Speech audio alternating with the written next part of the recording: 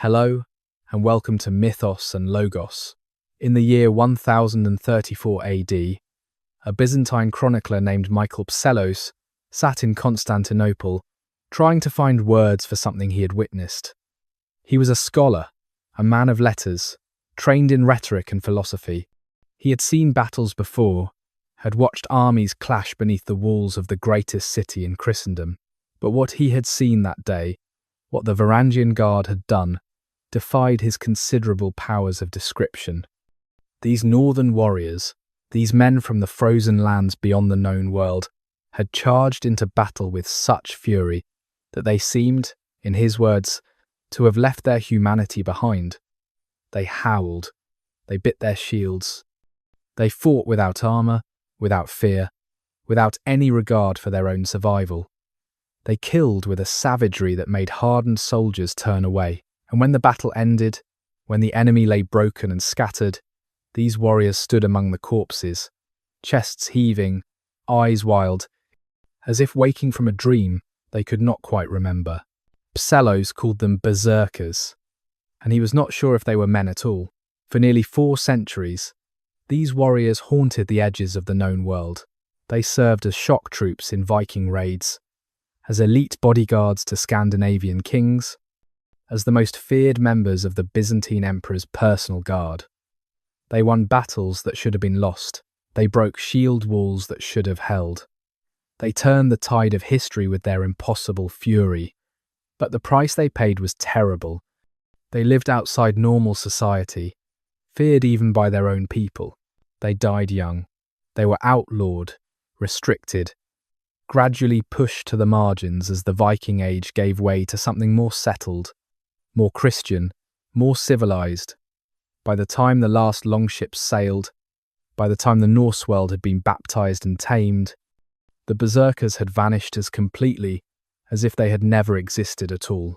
Tonight, we will walk the narrow path they walked, between man and beast, between glory and madness, between the heroic and the monstrous.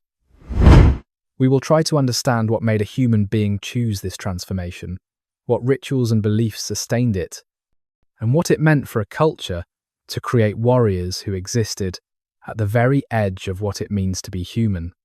The story is not a comfortable one. It speaks to something dark in our nature, something we have spent centuries trying to civilize away. But it is a true story, or as true as we can make it from the fragments that remain. Before we begin this journey, may I ask for your help? Liking and subscribing takes just a moment, but makes a huge difference for the channel. I'm grateful for your consideration. I'm also always amazed by our international reach, so I'd appreciate hearing where you're joining from and your local time. As the present fades to whispers, we find ourselves transported to the cold, northern seas of the late 800s AD, to longships cutting through grey water, to halls where men gathered around fires and told stories of warriors who could become wolves, who could wear the skins of bears, who could step outside themselves and become something else entirely, something terrible and magnificent. The North Wind's children. The world of the Vikings was a world of extremes. Long summer days where the sun barely set, long winter nights where it barely rose. Wealth that came suddenly, through raid or trade, and vanished just as fast. Life that could be snatched away by storm, by sword, by sickness, without warning or mercy. In such a world, the line between the possible and impossible grew thin. The line between the natural and supernatural blurred. The line between man and beast became something that could, perhaps, be crossed.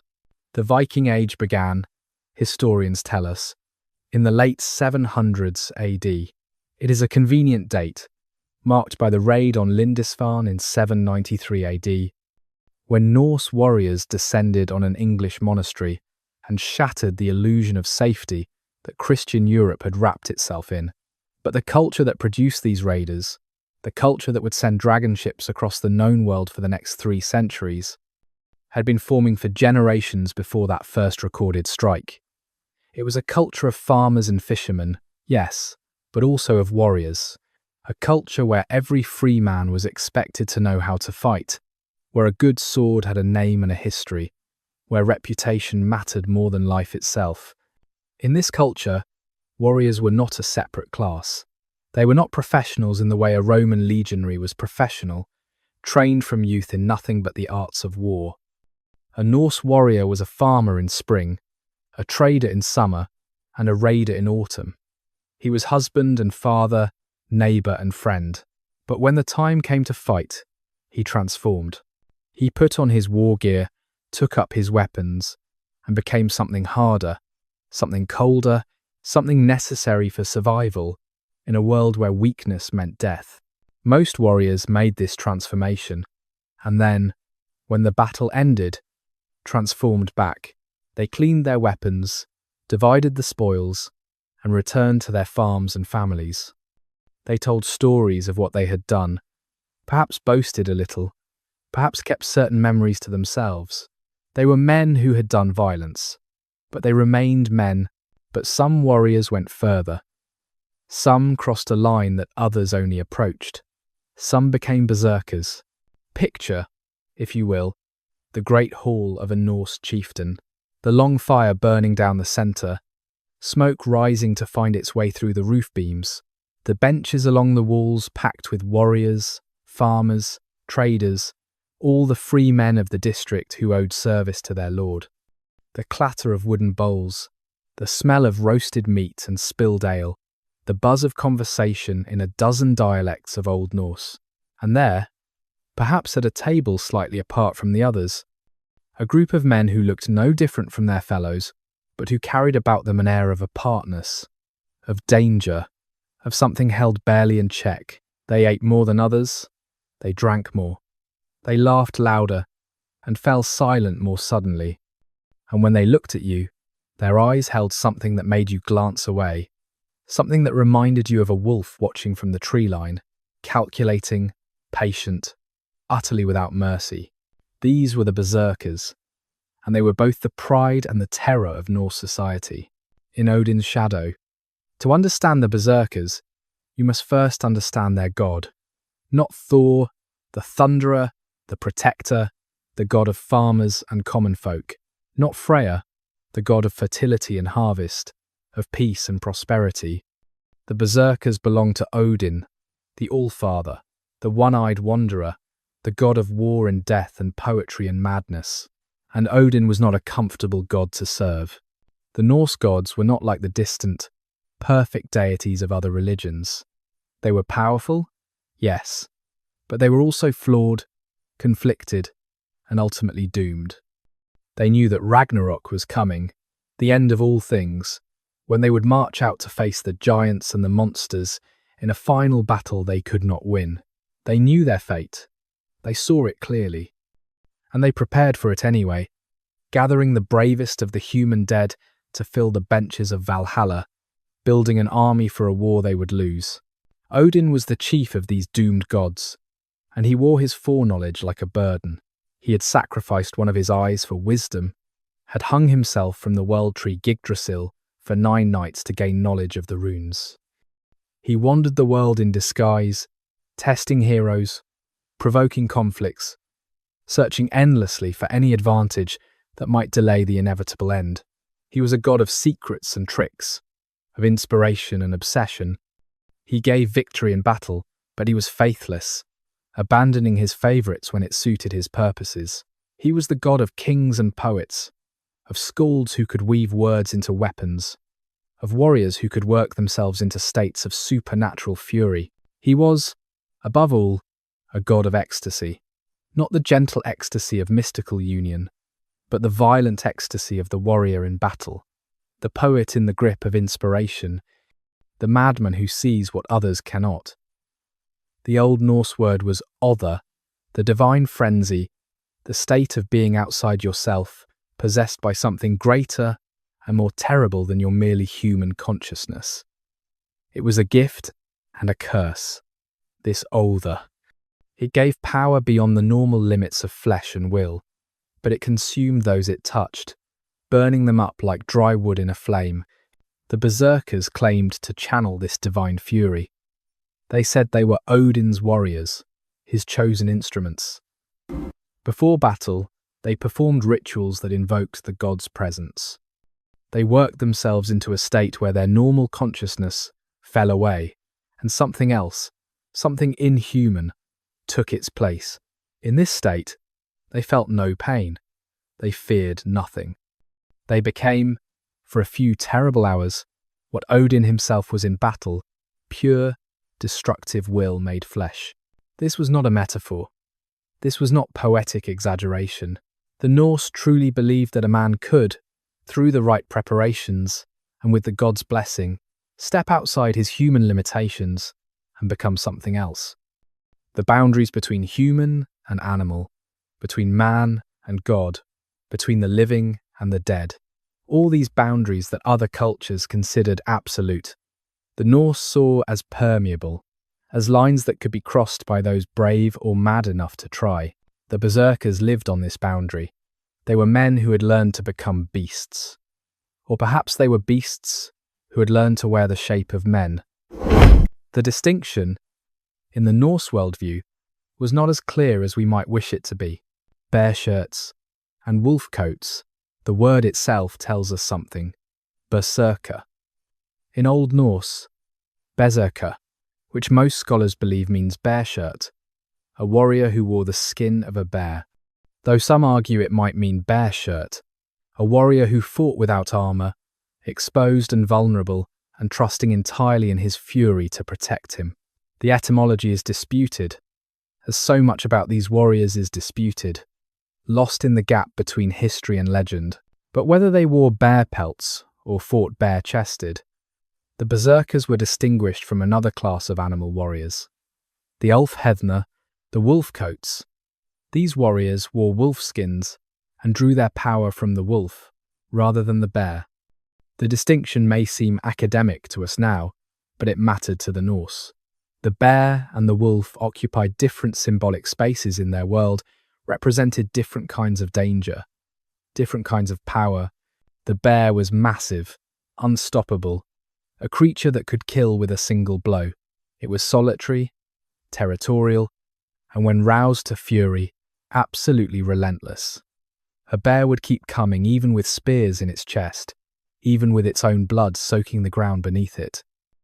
It fought with a kind of stupid, mechanical determination, without strategy or retreat. To wear the bear shirt was to take on these qualities, to become an avalanche of flesh and muscle and rage that could not be turned aside. The wolf was different. Smaller, yes, but faster, more cunning.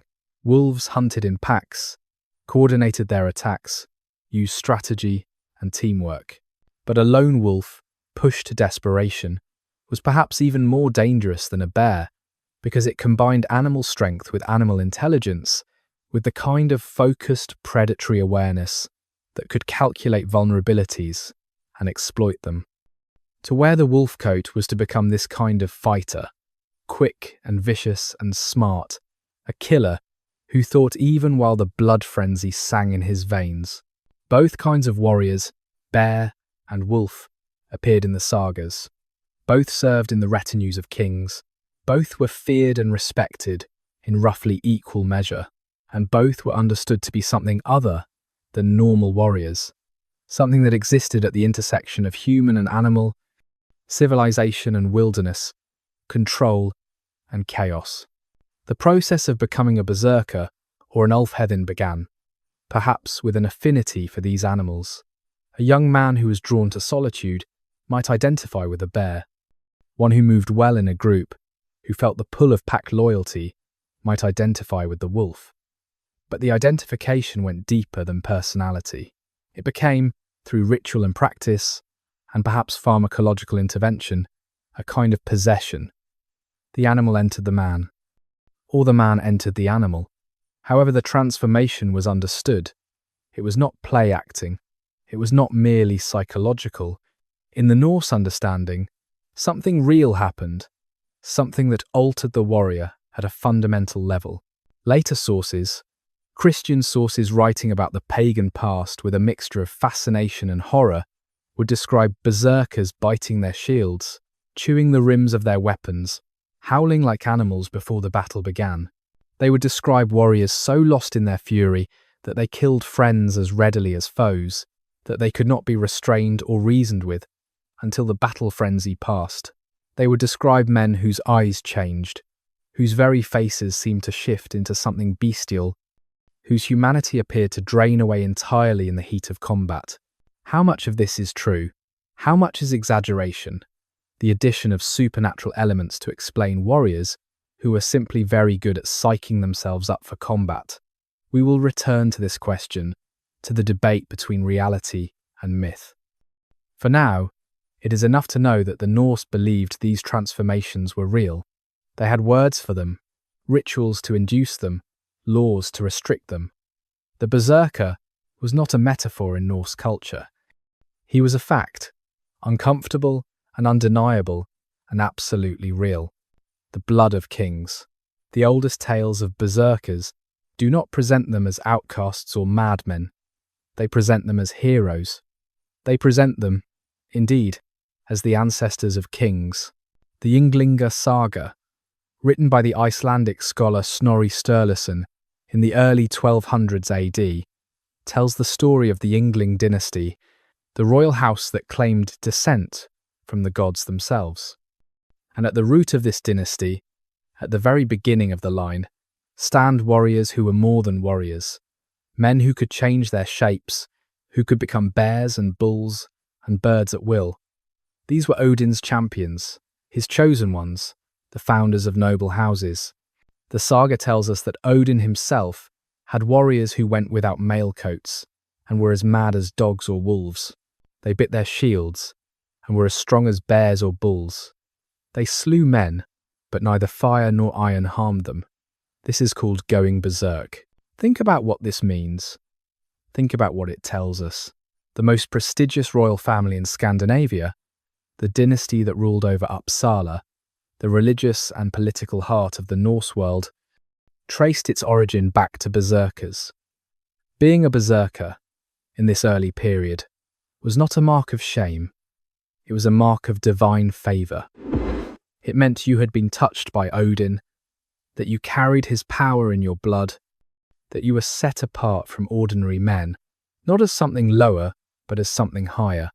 The saga speaks of Bodvar Bjarki, one of King Hrolf Kraki's champions, a hero who could take the form of a great bear in battle.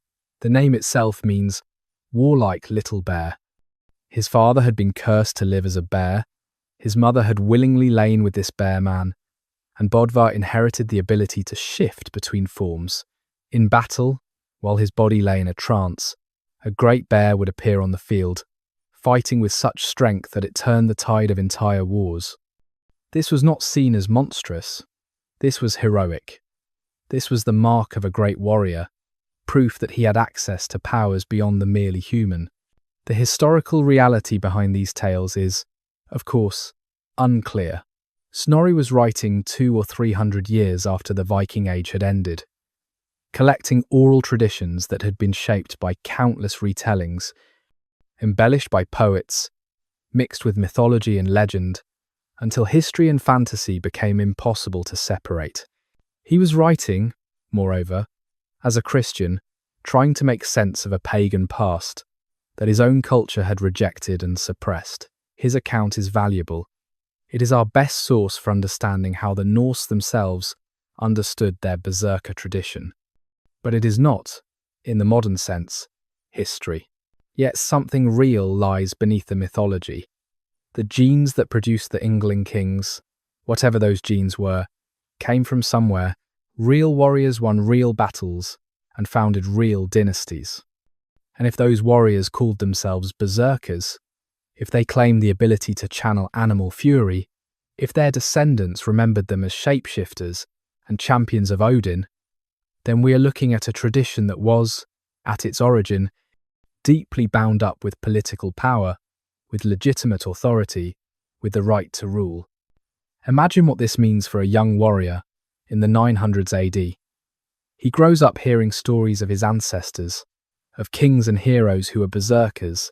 He hears that the greatest warriors in his culture's history were men who could transform, who could step outside the boundaries of normal humanity. He hears that such warriors were favored by the gods, that they won immortal glory, that their names were remembered in poetry and song. Is it any wonder that he might wish to walk the same path? Is it any wonder that he might seek out the rituals and techniques that would allow him to touch that savage greatness? The Berserker tradition began, perhaps as the privilege of an elite, a technique taught only to those of royal blood or divine descent. But as the Viking Age progressed, as Norse raiders spread across the known world, as the need for effective warriors became paramount, the tradition spread, it democratized. It became something that any warrior might attempt, any man with sufficient courage and desperation and willingness to pay the price. And the price, we will see, was higher than anyone could have imagined. Whispers in the longhouse. The fire has burned down to coals. Outside, the wind carries the smell of snow, of winter coming on, of the season when travel becomes difficult and men stay close to home. The hall is warm, close with the smell of wool and smoke and too many bodies packed together. The evening meal is done. The ale horns are being passed around for the third or fourth time. Someone has started a song, but it dies away, forgotten, as another voice begins to speak. An old warrior, grey-bearded, with scars that speak of battles survived, is telling a story. The young men lean forward to listen. The women at the far end of the hall pause in their spinning and weaving, though they pretend not to pay attention. Everyone knows this story. Everyone has heard it before. But it is the kind of story that bears repeating, especially on nights like this, when darkness falls early and stays late. He is telling them about the time he fought alongside berserkers. It was in his youth, he says, in a raid on the Frankish coast. He was nervous, then, new to war, uncertain if he had the courage to stand in the shield wall when the killing began. But the Jarl had brought berserkers with him, 3 of them, brothers, men who wore the pelts of wolves and spoke little and stayed apart from the rest of the crew during the long voyage south. When the battle began, when the Frankish soldiers formed their lines and the Norse shield wall pressed forward, these 3 had suddenly thrown off their cloaks and begun to howl. Not a war cry, not a shout of defiance. A howl, high and wild and inhuman. They had bitten their shields until splinters flew. They had beaten their weapons against their own heads until blood ran down their faces. And then they had charged. He does not try to describe what happened next. He cannot. He was there. He saw it. And still he cannot quite believe the memory. They moved too fast. They hit too hard. They killed too easily. Enemies fell around them like wheat before the scythe. And the berserkers themselves seemed untouched, unhurt, unstoppable. When the Franks broke and ran, when the Vikings surged forward in pursuit, the 3 brothers stood in a triangle, chests heaving, weapons dripping, surrounded by the dead. He had been afraid of the Franks, the old warrior says. But he had been more afraid of those 3. Everyone had been. They avoided them for the rest of the raid, gave them wide berth when sharing out the plunder, said nothing when they took more than their fair share. Because you did not argue with berserkers. You did not cross them. You were grateful they fought for you and not against you.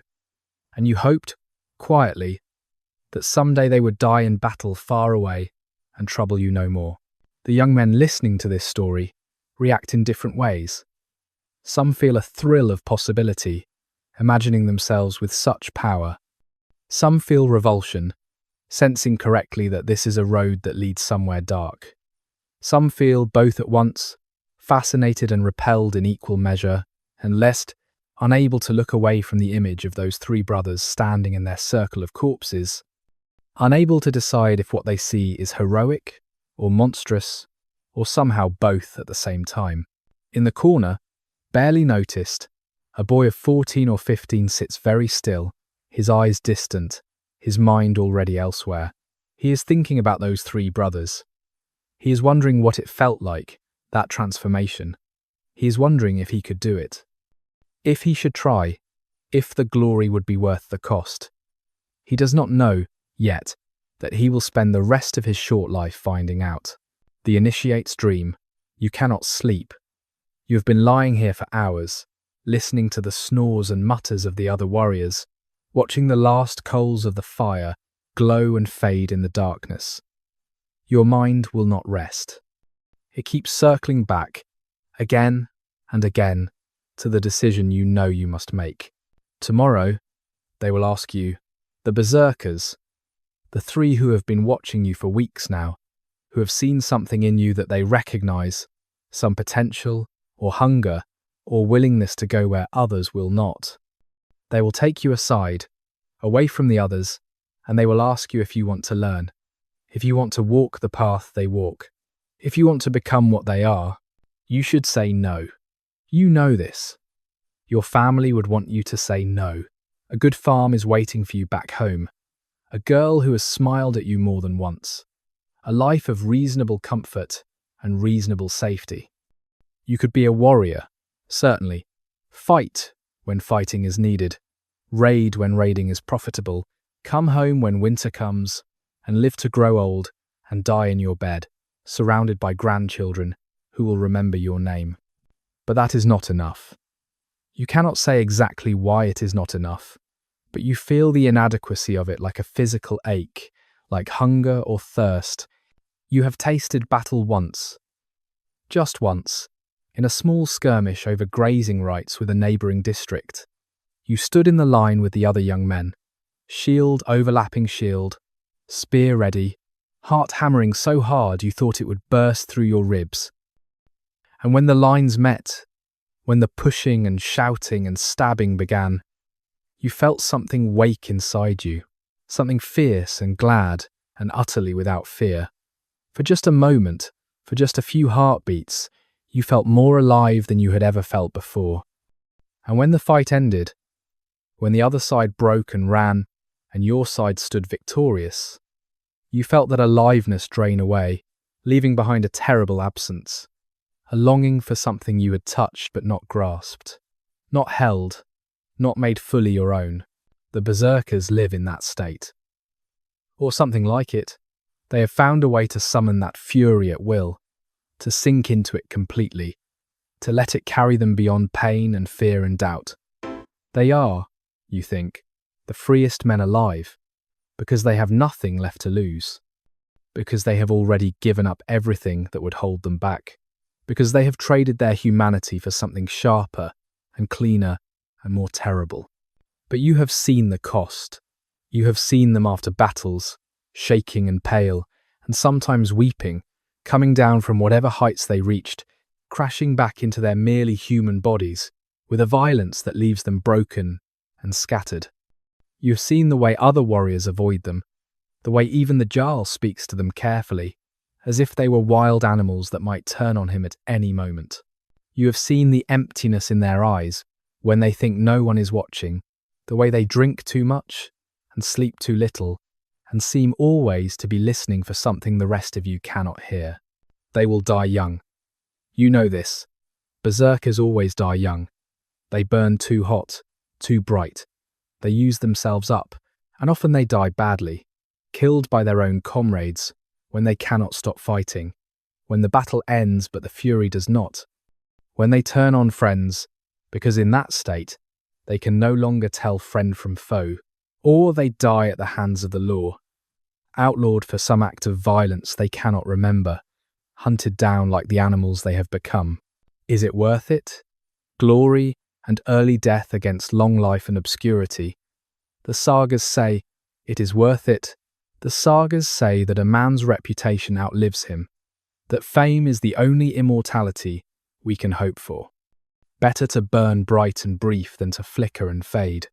Better to be remembered than to be safe. But you are not sure the sagas tell the truth. You suspect that fame is a poor substitute for waking up each morning next to a woman you love, for watching your children grow, for the quiet satisfaction of a life well lived.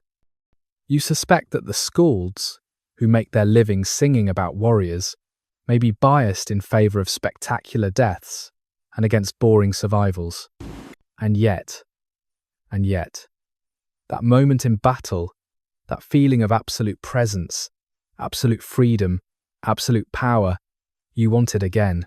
You want it so badly that your hands shake with the wanting. You want to know what lies on the other side of that threshold, what you might become if you stopped trying to be good and started trying to be great. Tomorrow they will ask you, and tonight, lying here in the dark, you already know what your answer will be. You have always known.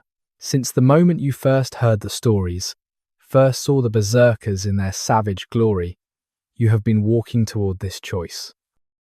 And now it is here.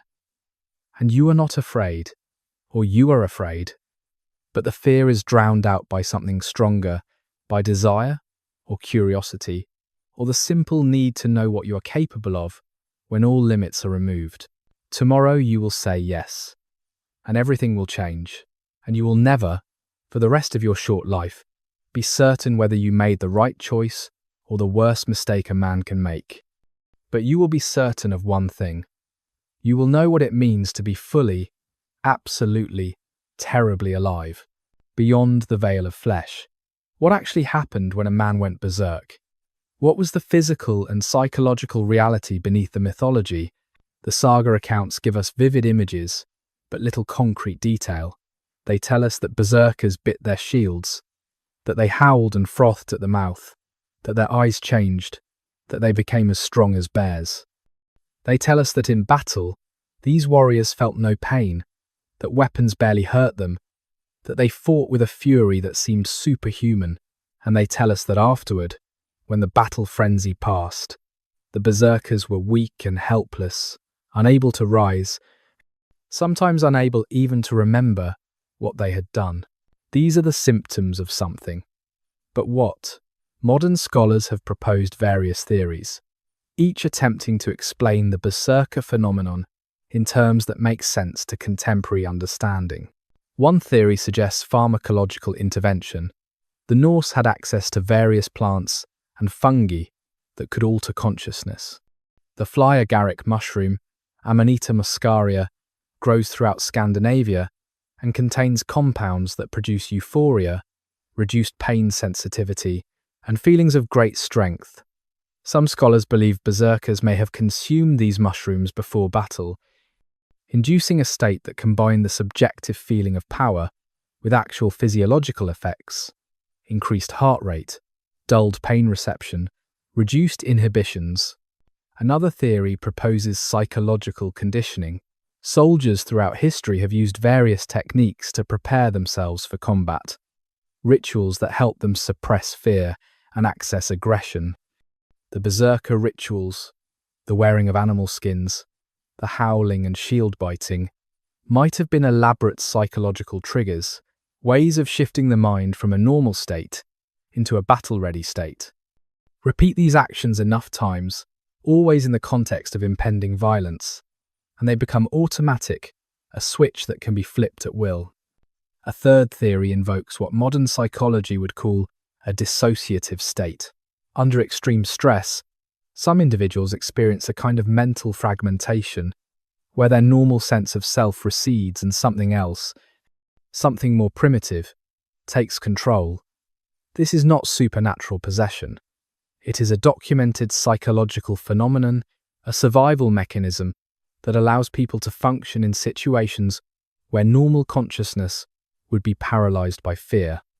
Perhaps berserkers learn to induce this dissociation deliberately, to step aside and let their bodies act without the interference of thought or doubt or moral consideration. The truth, almost certainly, involves elements of all these theories. The berserker tradition was probably not a single technique, but a complex system that combined ritual, substances, psychological conditioning, group dynamics, religious belief, and individual psychology into something that was, in its totality, genuinely effective at producing warriors who fought with unusual ferocity and apparent disregard for their own safety. Consider what we know about the physiology of extreme stress. When a human being perceives mortal danger, the body floods with adrenaline and other stress hormones. Heart rate increases, blood pressure rises. Digestion shuts down, pain sensitivity decreases. The mind narrows its focus, filtering out everything except the immediate threat. Strength and speed increase, drawing on reserves that are normally unavailable. This is the fight or flight response, and it is automatic, built into our nervous systems by millions of years of evolution. Most people experience this response as panic or terror. It is unpleasant. It makes rational thought difficult. But for some people, particularly those who have experienced it repeatedly and learned to interpret it differently, the fight or flight response can feel like power, can feel, indeed, like ecstasy, the pounding heart, the rushing blood, the sharpened senses. All of this can be reframed not as fear, but as excitement, as anticipation, as a kind of joy. Now imagine that you are a warrior in a culture that tells you this state is not just natural but divine, that it is the god Odin entering you, that it transforms you into something more than human. Imagine that you have been trained from youth to seek this state, to welcome it, to dive into it as deeply as possible. Imagine that you have rituals, substances, and techniques that help you trigger it reliably. Imagine that your entire identity, your sense of worth and purpose, is bound up in your ability to access this state and use it effectively in battle. You would become very, very good at it. You would learn to go deeper into the state than most people ever do, to stay there longer, to function within it with a skill that others would find impossible. You would learn to override the normal limits that keep people from hurting themselves, the internal governors that prevent us from using our full strength because doing so would damage our own muscles and tendons. You would learn to ignore wounds that would incapacitate others because the pain signals, though still present, would be filtered out by your narrowed focus on killing enemies. To observers, you would seem superhuman, and in a sense, you would be. Not because you had gained supernatural powers, but because you had learned to fully access the natural capabilities that evolution built into human beings for exactly this purpose, for fighting and surviving in lethal situations. But there would be a cost. The human body is not meant to operate at that level for extended periods. The stress hormones that give you strength and speed in the short term cause damage in the long term. The overriding of pain and exhaustion signals means you hurt yourself without realizing it. The psychological dissociation that allows you to kill without hesitation also makes it difficult to return to normal social functioning. You would, in the most literal sense, be burning yourself up, trading your future for the present moment, consuming your own life to fuel your effectiveness in battle. This is what lay beyond the veil of flesh. Not magic, not divine possession, but something that would have felt indistinguishable from those things. Something that allowed ordinary men to achieve extraordinary feats at extraordinary cost.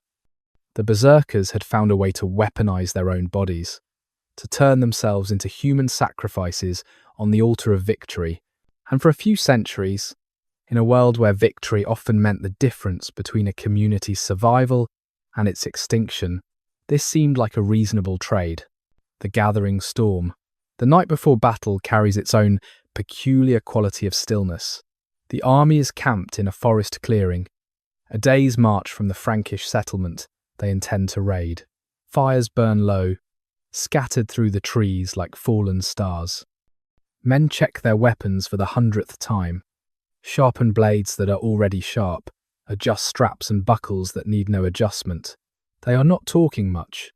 They are listening to the forest around them, the wind in the branches, the distant sound of water moving over stones, the small night sounds of animals going about their business, unaware of the violence that tomorrow will bring. Near the edge of the camp, away from the main fires, a different kind of preparation is taking place. The Berserkers are gathering. There are 7 of them on this raid, more than usual, a full unit that the Jarl has assembled for what he expects will be difficult fighting. They are doing what they always do on these nights, what they must do to ready themselves for what tomorrow will demand. First, they put on their skins. These are not just cloaks, not just practical garments for warmth. These are sacred objects, bare pelts, and wolf pelts that have been treated with ritual care, marked with runes, worn by berserkers before them. Each skin carries the memory of battles fought, of frenzy achieved, of the line between man and beast being crossed and recrossed. To put on the skin is to begin the transformation, to announce your intention to yourself and to the watching gods. Next, they drink. Not ale or mead, though those will come later. This is a special draught, prepared by the oldest among them, according to a recipe that has been passed down through generations. The contents are secret, known only to initiates, but the effect is not. It burns going down, it makes the heart race, and the vision sharpen. It opens doors in the mind that are usually kept carefully locked. Then they begin to sing. It is not a war song, exactly. It is older than that, words in a dialect so archaic that even they do not fully understand their meaning. The song is rhythmic, repetitive, building slowly in intensity. As they sing, they move, rocking back and forth, swaying, beginning to dance in ways that have nothing to do with joy and everything to do with summoning something from the depths of themselves. The skin crawls with what might be magic or might simply be anticipation. The fire casts shadows that seem to move with independent life. The 7 berserkers are no longer fully separate individuals. They have become something collective, a pack, a unit with a single will. Their breathing synchronizes, their movements echo one another.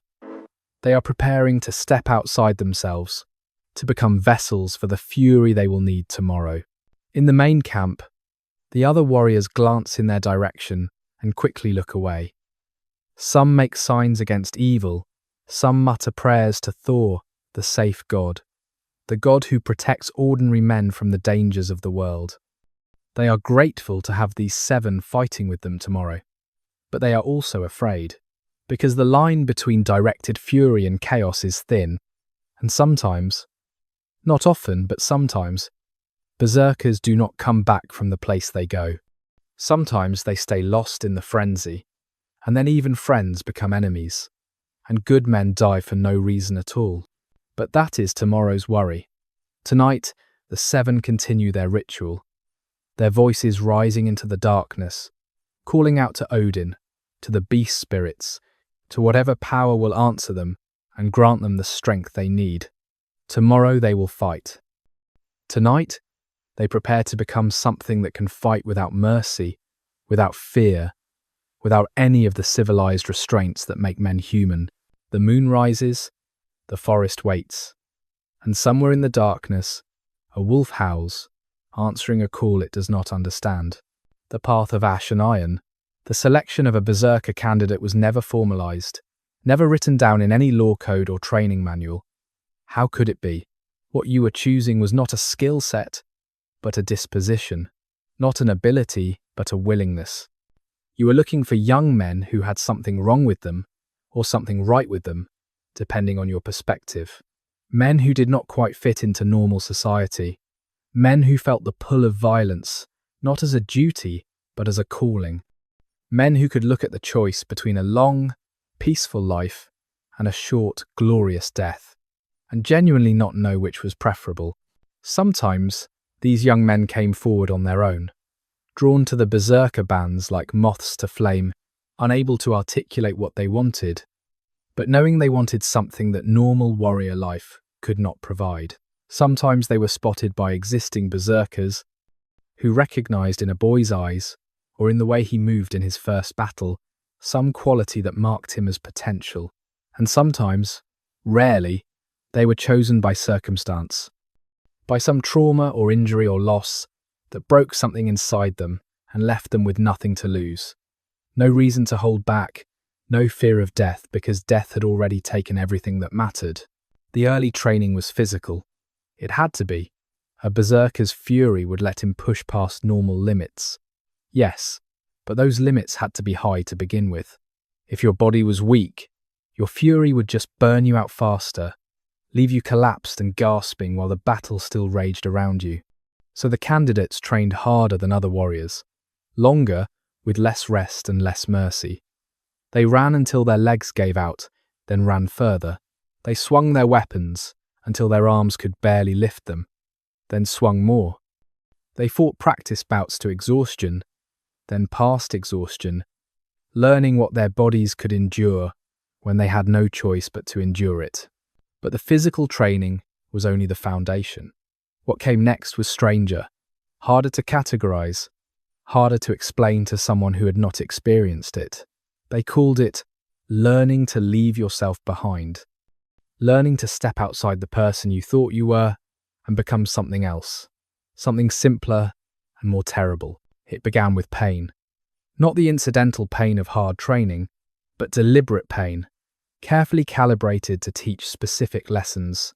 The instructors, the older berserkers who had survived long enough to pass on their knowledge, would inflict injury on the candidates, cuts and burns and blows, and teach them to observe the pain without reacting to it, to feel it, yes, acknowledge it, but not let it control them, not let it make decisions for them.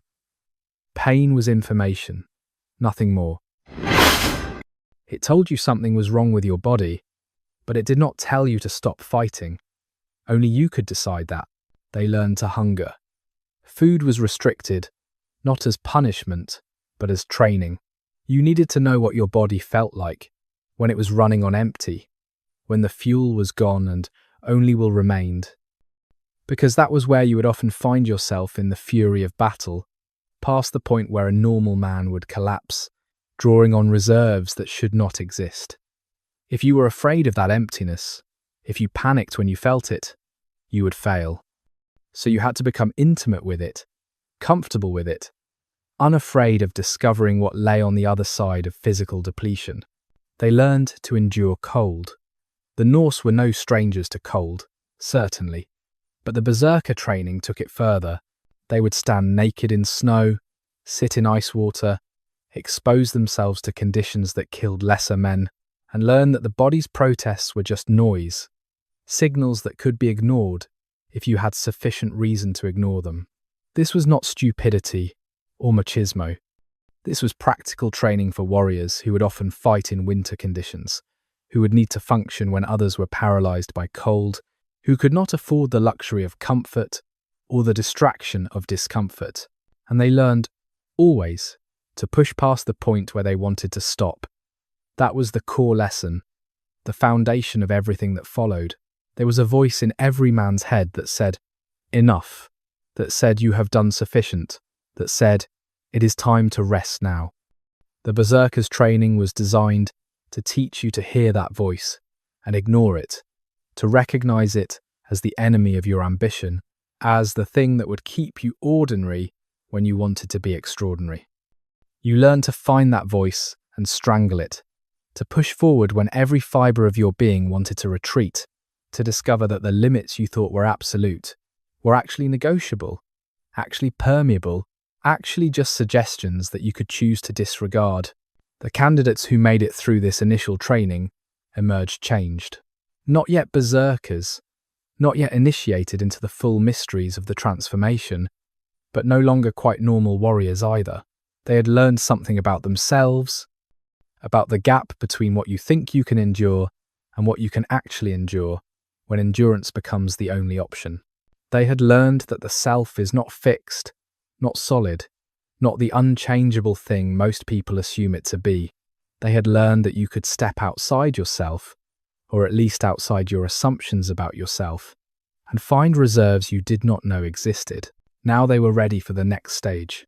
Now they were ready to learn how to become beasts. Sacred fury, sacred fear. The rituals that transformed a man into a berserker were not, strictly speaking, secret. Many Norse warriors would have witnessed them, would have seen the preparations before battle, the putting on of skins, the howling and the shield biting, and the deliberate working up of fury. But witnessing and understanding are different things. What you saw from outside was strange, disturbing, sometimes frightening. What it felt like from inside, what it meant to the men performing these rituals, that knowledge was kept within the brotherhood, passed from one generation of berserkers to the next, guarded not because it was forbidden to share, but because it could not be shared, because words were insufficient to convey the reality of the experience. The rituals began days before battle, if there was time. If there was not, if combat came suddenly, then they were compressed, accelerated, performed in hasty minutes rather than careful hours. But the elements remained the same. You needed to prepare your mind as carefully as you prepared your weapons. You needed to create a pathway from your normal state to the berserker state, a series of steps that you could follow, a progression that would carry you from one mode of being to another. First came purification. This might seem strange, this emphasis on cleanliness before plunging into the filth of battle, but it was essential. You fasted, abstaining from food for a day or more, emptying your stomach so that your body had nothing to draw on, except its own reserves. You bathed, washing away the ordinary dirt of ordinary life, making yourself clean for what was to come. Some berserkers cut their hair, shaved their heads or their faces, removing the markers of their individual identity. You were stripping yourself down, becoming bare, becoming ready to be filled with something other than your normal self. Next came isolation. You separated from the other warriors, from the noise and bustle of the camp, and found a quiet place where you could be alone with your thoughts. This was when you remembered why you were doing this. This was when you thought about the men you had lost, the debts you owed, the reputation you were building, or the revenge you were seeking. Everyone had their own reasons for walking the berserker path, but everyone needed to bring those reasons into sharp focus before battle, needed to feel the weight of them, needed to let them fill you, until there was no room for doubt or hesitation, or the small voice that whispered about survival and safety. Then came the invocations. You called on Odin, the god of berserkers, the god who gave victory and took it away at will. You might sacrifice something, pour out ale or blood, or burn an offering, marking the transition from ordinary time to sacred time, from the world of men to the space where men and gods could meet. You spoke the old words, the formulas that had been used by berserkers before you, words that carried power, not because they were magic, but because they were laden with association, with memory, with the accumulated weight of every warrior who had spoken them before going into battle. And then, if your warband used them, came the substances. The exact nature of these substances is debated by scholars. The fly agaric mushroom, with its red cap spotted with white, grows throughout Scandinavia and contains muscimol and ibotenic acid, compounds that can produce euphoria, altered perception, and feelings of immense strength. Some researchers believe berserkers consumed these mushrooms, either directly or in a prepared tea, to help trigger the dissociative state they sought. Others point to bog myrtle, a plant that contains compounds with psychoactive properties when brewed. Still others suggest strong alcohol, not to dull the senses but to lower inhibitions, to make it easier to step past the boundaries that normally constrained behaviour. The truth is probably that different groups use different substances, or no substances at all.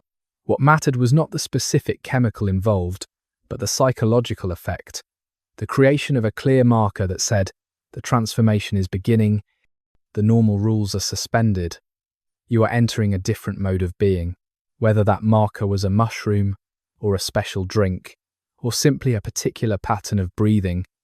It served the same function, helping to flip the switch from normal consciousness to berserker consciousness. Now came the physical work of transformation. You put on your skin, the bear pelt or wolf pelt that was your badge of identity, your armor and your announcement. As you fastened it around your shoulders, you felt its weight, felt the roughness of the fur against your bare skin, felt yourself beginning to change. You were no longer just a man. You were a man wearing a bear, or you were a bear wearing a man. The distinction blurred. You began to move like the animal. If you wore the bear shirt, you might drop to all fours, lumber in a circle, make the grunting, huffing sounds a bear makes. If you wore the wolf coat, you would move differently. quicker, with that characteristic wolf trot, head low, eyes scanning. This was not play acting. This was method, a way of teaching your body a different pattern of movement, a way of activating muscle memories and neural pathways that were usually dormant, and then you began to work yourself into fury. This was the core of the transformation, the moment when conscious control started to slip away and something else took over. You bit your shield, feeling the wood splinter between your teeth, feeling the pain and welcoming it, using it. You beat your weapons against your shield boss, creating a rhythm, a percussion that matched your heartbeat, and then began to drive it faster, harder. You howled, long and loud, not with words but with pure sound, feeling it vibrate in your chest and throat, feeling it as physical as a blow. Your companions did the same, all of you together, creating a wall of noise and motion and barely controlled violence. You fed off each other's energy, amplifying it, building it higher and higher. Your vision began to narrow, focusing on nothing and everything at once. Your breathing came faster, harder, great gasping breaths that hyperventilated you, changing the chemistry of your blood, making you lightheaded and strange to yourself. And somewhere in this process, if you did it right, if the gods favored you, if you had the capacity within you to make this leap, something shifted. The you that worried about consequences, that calculated odds, that wanted to survive and go home, that you receded.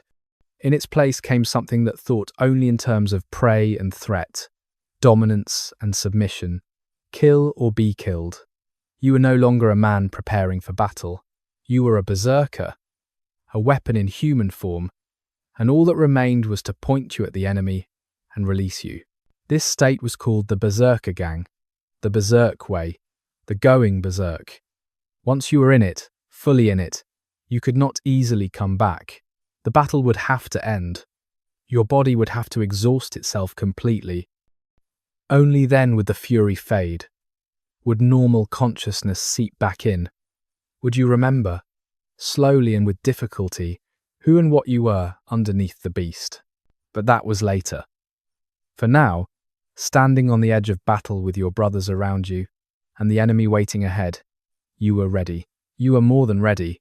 You were eager, hungry, desperate to release the thing you had built up inside yourself, to let it out and let it do what it was made to do. The signal came.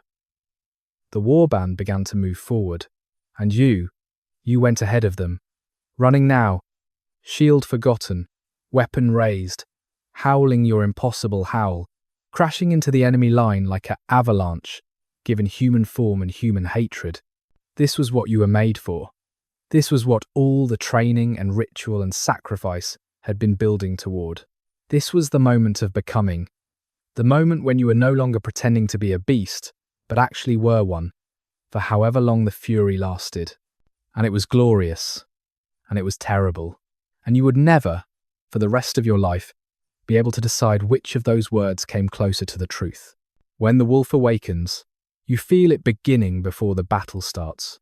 There is a tightness in your chest, a buzzing in your head, a sense of pressure building like a storm gathering on the horizon.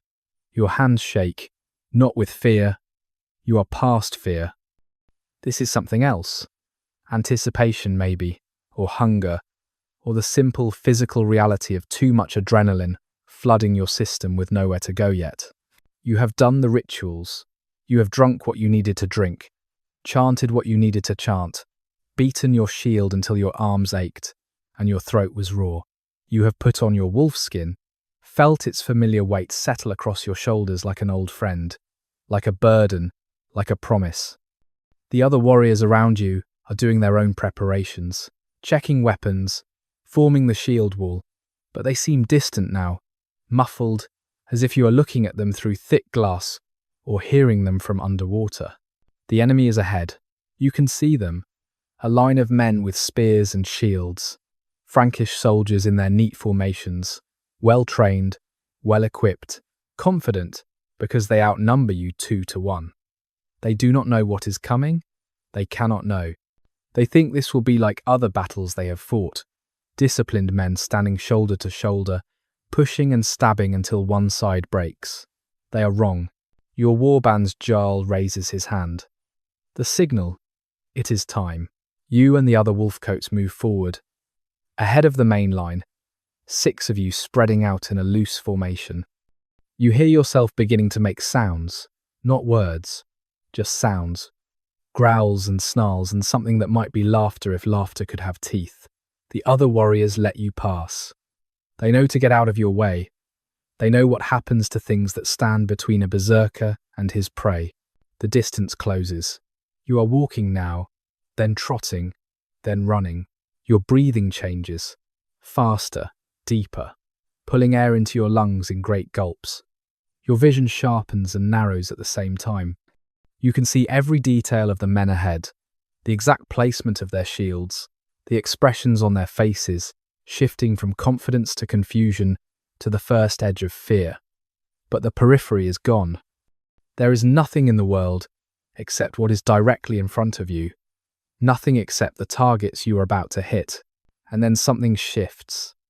This is the moment you have been chasing, training for, building toward. This is the threshold. You feel yourself, the part of you that thinks and worries and plans. You feel it sliding away, receding, becoming small and distant. In its place comes something that does not think in words, does not think at all in any way you would recognize as thinking. It perceives, it reacts, it moves with a terrible efficiency toward a single goal. Kill, not murder, not violence, just kill. As simple and pure and uncomplicated as a wolf bringing down a deer. You hit the shield wall and you do not feel it. There should be pain, the jarring impact of body against wood and metal, but there is no pain. There is only the obstacle that is in your way and the need to get past it, through it, over it. Your weapon is moving. You can see it moving, though you are not conscious of directing it. And where it touches flesh, it opens red lines. And where those lines are, men fall away or fall down, and it does not matter which, because they are no longer obstacles. Someone thrusts a spear at you. You catch it. This should be impossible. Your hand should be pierced, but you catch it and wrench it away, and now you have a spear in one hand and your axe in the other, and both are moving, striking, cutting, clearing space. The Franks are backing away. They should not be backing away. They are trained soldiers, but they are backing away because whatever they see when they look at you is not human, not something they have words for, not something their training prepared them to face. You are inside their line now, whirling, striking in all directions. There are other wolfcoats nearby. You can hear them, that same inhuman howling that is coming from your own throat. You are pack, you are hunting, and the prey is breaking, scattering. You follow one, bring him down, and for a moment you are on top of him and your teeth are bared and you want to bite, to tear, to taste blood. But your human hands still work, still grip your weapon, and you use it instead. Time becomes strange. It stretches and compresses. Each moment feels endless, and yet the whole battle seems to be over in seconds. You are moving constantly, never still, because to stop is to die, and you cannot die, will not die, are beyond death somehow, though you know, in the part of you that is still watching from far away, that this is not true, that you are as mortal as anyone, but that watching part is very far away now. What you are, what you have become, does not believe in mortality, does not believe in limits. You are pure action, pure violence, pure will made flesh. You are the wolf made real, the myth given teeth and claws and terrible purpose. The Franks are running now. The whole line has broken. Your own warband is surging forward in pursuit, and you are with them, ahead of them, your legs pumping, your breath coming in great gasps that would hurt if you could feel hurt. You catch stragglers, cut them down, move on. There is no mercy in you, no pity, no hesitation. There is only the hunt and the kill and the savage joy of being utterly, completely, dangerously alive. And then gradually, it begins to change. The fury starts to ebb. Not all at once, but in waves, like a tide going out. You feel the watching part of yourself beginning to come back, beginning to see through your own eyes again, instead of through the wolf's eyes. The sounds you are making shift from growls to gasps. Your legs, which have been tireless, begin to shake. The pain, which has been absent, begins to seep back in, and you realize you are hurt. Your hands are bleeding. There is a cut on your arm you do not remember receiving. You stop running. You stand there, weapon hanging loose in your hand, chest heaving, trying to remember where you are, who you are, what you have just done. Around you, the battle is ending. Your warband has won. The Franks are scattered, dead or fled. Victory. This is victory. You should feel something about that. Pride, maybe. Satisfaction. But all you feel is hollow, scraped out, as if something has been taken from you or used up. You look down at yourself and see you are soaked in blood. Some of it is yours. Most of it is not.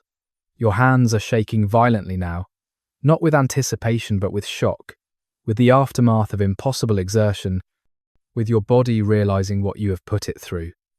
You need to sit down. You need water. You need, desperately, to be somewhere quiet and still, where you can piece yourself back together. But first, you need to clean your weapons. This is important, somehow. This is the thing that will make you human again. You find a patch of grass, kneel down, begin to wipe the blood away. Your brothers, the other wolfcoats, are nearby, doing the same thing. None of you speak. There are no words for what you have just experienced. There is only the quiet work of maintenance, the ritual of return, the slow climb back up from the animal place to the human place. By tonight, you will be yourself again. You will sit by the fire, eat, drink, talk with the others as if you are just another warrior, and you will be, mostly, but part of you will still be back there, in that moment of transformation, in that place where you were more than human and less than human at the same time. Part of you will be waiting, hungry, eager for the next time you get to let the wolf out. Because now you know the truth. The wolf was always there. The wolf is always there. You are just the skin it wears, the disguise it uses to walk among men. And the only question that matters is which one is really in control, the man or the wolf. You do not want to answer that question. You are afraid of what the answer might be. A saga fragment. This is what the saga says.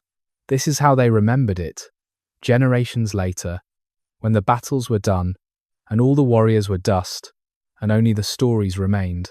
So, there was a man called Kveldulf, which means evening wolf, and he was a landholder of good family in Norway, in the time when Harald Fairhair was making himself king over all the land.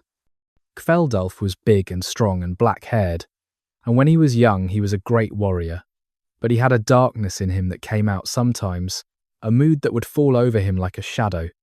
When this mood was on him, he was surly and hard to deal with, and men said he was not entirely human, that there was something of the beast in his blood. He had 2 sons. The older was called Thorolf, who was golden-haired and handsome and beloved by all who knew him. The younger was called Grim, and he was dark like his father, and he too had that same shadow in him, that same strange mood. But both were great warriors, and both served King Harald in his wars to unite Norway. The saga tells that when Kveldulf or his son Grim went into battle, the Berserker gang would come upon them. Their faces would change. They would howl like wolves. They would rush into the thick of the fighting and kill everything within reach. Weapons barely hurt them. They were stronger than normal men, faster, more terrible. The saga says they would kill 10 men apiece before the battle was done, and when the fury left them, they would be weak as children, barely able to stand. There came a time when Thorolf, the golden son, fell afoul of the king. There was a dispute over land and taxes, the kind of petty political conflict that destroys good men in every age. The king turned against Thorolf, had him hunted, finally had him killed. And when word of this reached Kveldulf, the old wolf, the father who had lost his best-loved son, the darkness came upon him so fierce that no one could look at him. He took his ship and his loyal men, and he hunted for the king's men who had killed Thorolf. He found them in the firths, 2 ships full of warriors who thought themselves safe. Kveldulf boarded their ships, and the saga says he went berserk, and no man could stand before him. He killed the leaders with his own hands, took their ships, threw their bodies into the sea, but the effort cost him everything he had left. The fury burned through him like wildfire through dry brush, and when it was done, when his revenge was taken, the old wolf lay down in his bed and died. His surviving son, Grim, took his father's body and the plunder from the ships and sailed for Iceland, that new land in the west where men could start fresh, could leave behind the kings and their politics and their endless wars. Grim was called Skallagrim, Baldgrim, and he founded a great family there. His son was Egil, the most famous skald of the age, a poet and a warrior, and a man who also carried that darkness in him, that wolf blood, that capacity for berserk fury. The saga tells us that Egil killed his first man when he was 7 years old, in a rage over a game gone wrong. It tells us that when he grew to manhood, he would sometimes go into black moods where he was dangerous to everyone around him, where only his wife could calm him and bring him back to himself. It tells us that in battle, he was like his grandfather, that the berserker gang would come upon him, and he would be unstoppable, terrible, more beast than man. But Egil was also a poet. He composed verses of extraordinary beauty and complexity. He grieved deeply when his sons died. He grew old, went blind, lived to be ancient by the standards of his time. He was not just a berserker. He was fully human, capable of all that humanity entails, the good and the bad, the creative and the destructive, the wolf and the man somehow coexisting in the same skin. This is what the saga says. This is how they chose to remember these men. Not as monsters, but as heroes touched by something dangerous, blessed and cursed at the same time. The sagas do not judge them. They simply present them as they were, or as people believed they were, men who carried within them a capacity for transformation that set them apart from ordinary folk. We cannot know how much of this is history and how much is elaboration. Kveldulf and Egil were real people, attested in multiple sources, but the descriptions of their berserker rages come to us filtered through generations of oral tradition, shaped by poets who valued a good story over strict accuracy. Yet even if we strip away the supernatural elements, even if we insist on purely naturalistic explanations, we are still left with something remarkable. We are left with a family tradition of warriors who could work themselves into states of extreme aggression, who were feared and respected for this ability, who passed it down from father to son as a kind of dark inheritance. The saga remembers them. That is what matters. For 300 years after Egil's death, people told stories about Evening Wolf and his descendants, about the fury that ran in their blood, about the price they paid for being different. The stories survived because they meant something to the people who told them, because they touched on something true about the nature of violence, about the cost of being a warrior, about the thin line between civilization and savagery that runs through every human heart. This is what the saga says. And in the end, all we have are the things the sagas say, the brotherhood of frenzy. To be a berserker was to be set apart. This was not optional. It was not something you could hide or minimize. Once you had taken on the animal skin, once you had learned the rituals and experienced the transformation, you were marked. Other warriors could see it in you. Civilians could sense it. Even when you were calm, even when the fury was nowhere near, people could tell. There was something in your eyes, something in the way you moved, that signaled danger, that said this man is not like other men. This man has been somewhere most of us will never go and should never want to go. For many berserkers, this apartness became loneliness. You could not fully connect with people who had not experienced what you had experienced. You could not explain to them what it felt like, that dissolution of self, that becoming something other. The words did not exist. And even if they did, even if you could somehow convey the reality of it, would that bring you closer to people or push them further away? When you have discovered that you can become a monster at will, when you know that capacity lives inside you always, just waiting for the right trigger, how do you sit around an ordinary fire, making ordinary conversation, as if you were an ordinary man? This is why berserkers formed their own groups, their own tight-knit brotherhoods, not out of arrogance or exclusivity, but out of necessity. Only another berserker could understand what you were. Only someone who had walked the same path could look at you without fear or judgment, or that careful distance people maintain around dangerous things. Within the brotherhood, you could be honest. You could talk about what it was like, the glory and the terror and the shame and the addiction. You could admit that sometimes you woke up from nightmares soaked in sweat, that sometimes you looked at your own hands and wondered what they had done, that sometimes you wanted nothing more than to be normal again but knew you never could be. The bonds between berserkers were stronger than family ties, stronger sometimes than the bonds between husband and wife. These were the men who had seen you at your worst, who had fought beside you in the state where you were barely human, who had pulled you back from the edge when the fury would not end, who had protected you when you were helpless in the aftermath. You owed them your life many times over, and they owed you theirs. This was not abstract loyalty. This was concrete, proven, tested in the only crucible that mattered, which was combat. In a shield wall, the berserkers did not usually stand in the main line. They could not. Their fighting style was wrong for that kind of disciplined formation. They needed room to move, space to use their weapons, freedom to follow the fury wherever it led. So they fought ahead of the line or to the flanks, independently or in small groups, functioning as shock troops, as breakers of enemy formations, as the hammer that shattered the enemy's cohesion, so that the main force could exploit the opening. This tactical role reinforced their social isolation.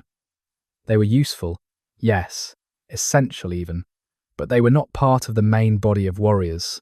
They were specialists, and specialists are always somewhat apart from the group they serve. The other warriors respected their effectiveness and feared their unpredictability, and respect plus fear does not equal friendship.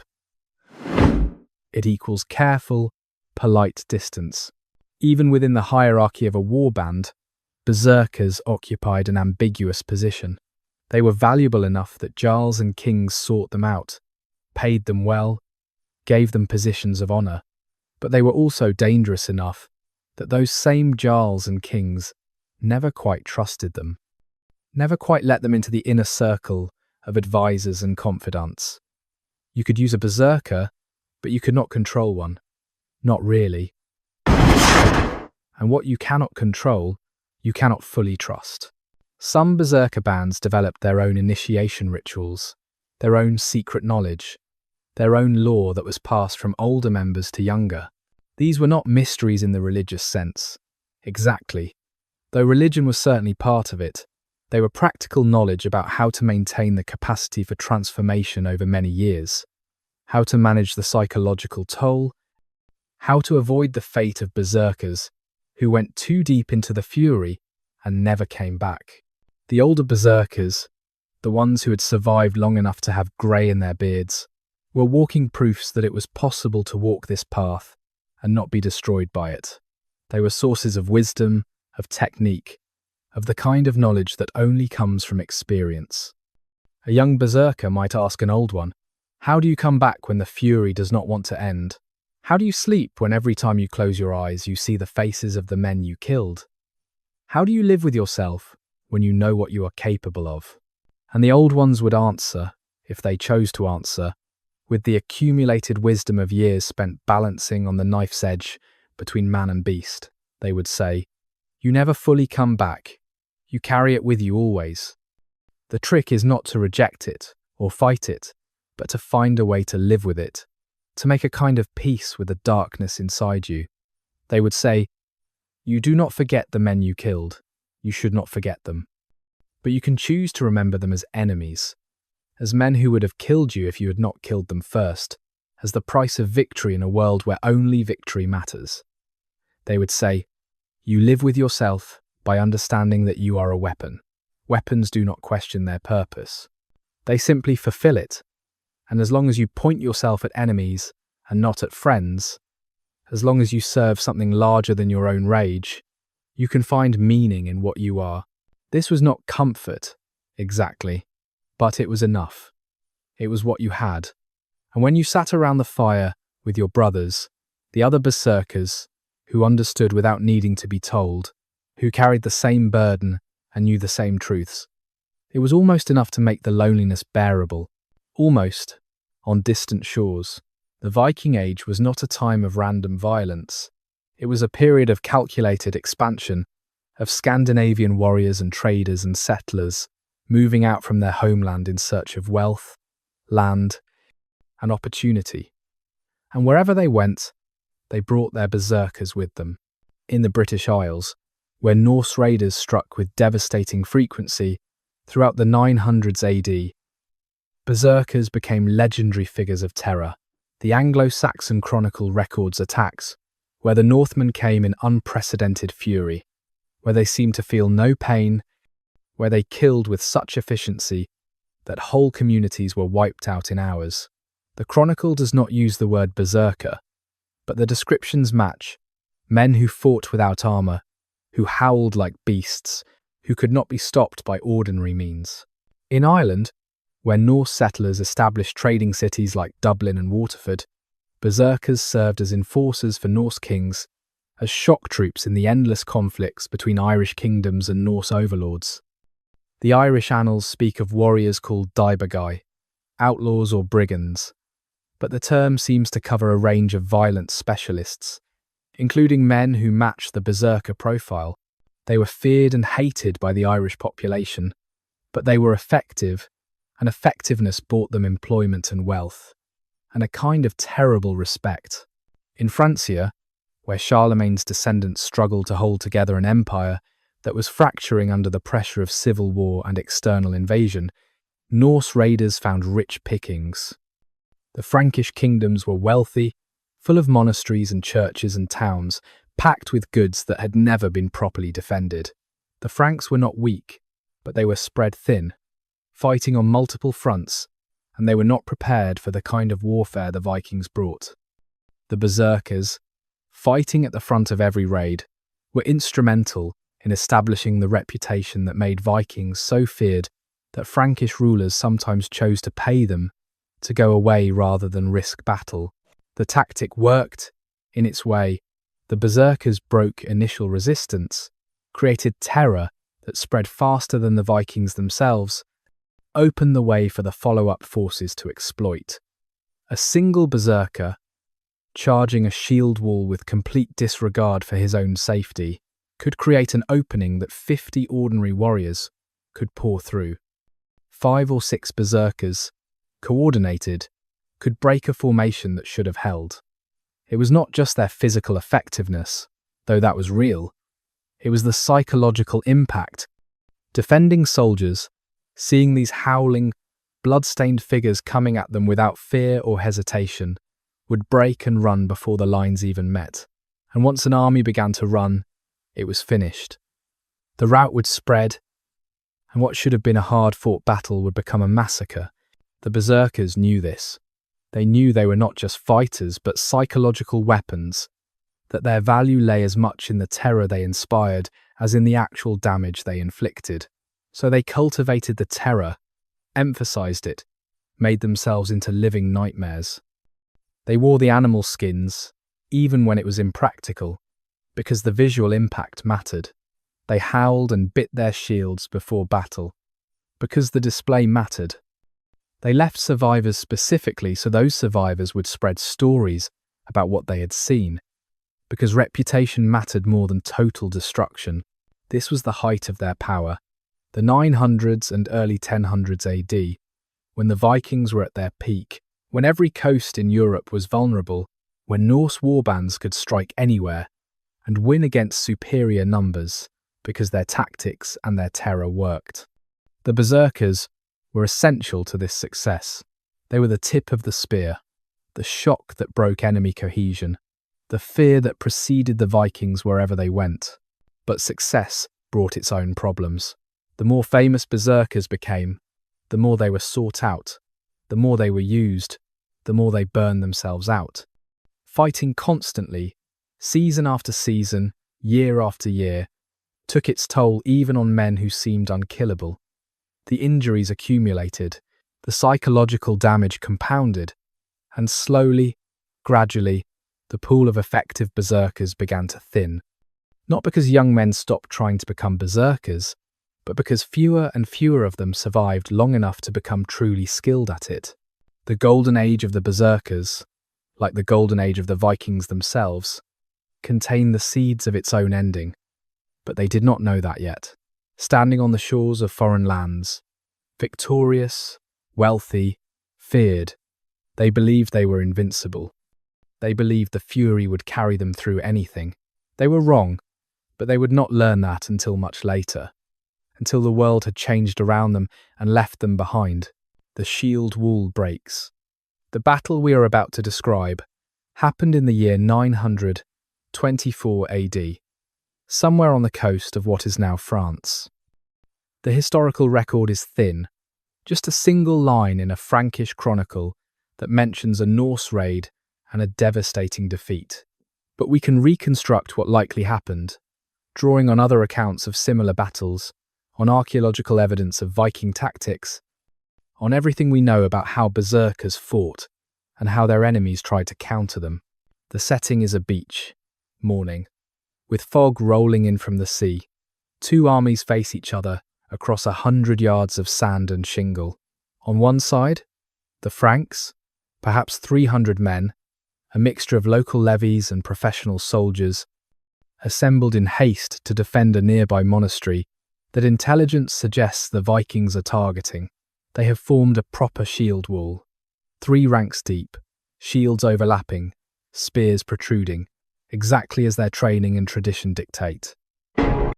Their commander is a veteran, a man who has fought Vikings before, who knows their tactics and believes he can defeat them if his men hold their formation.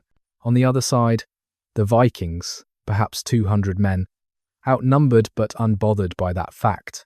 They have done this before. They know the shield wall can be broken. They have the tools to break it. Standing ahead of their main formation, clearly visible even through the fog, are 9 berserkers. 3 wear bear skins, 6 wear wolf skins. They are unarmed for now, or rather, they have not drawn their weapons yet. They stand with a curious stillness, like predators waiting for the signal to begin the hunt. The Frankish commander looks at these 9 men and feels the first touch of unease. He has heard stories. Every warrior in Europe has heard stories, but stories are just stories, and these are just men, and he has 300 soldiers behind him in a formation that has held against barbarian charges for centuries. He tells himself, this will be like the last battle, like the one before that. He tells himself that discipline will triumph over savagery. He is about to learn otherwise. The berserkers begin their transformation.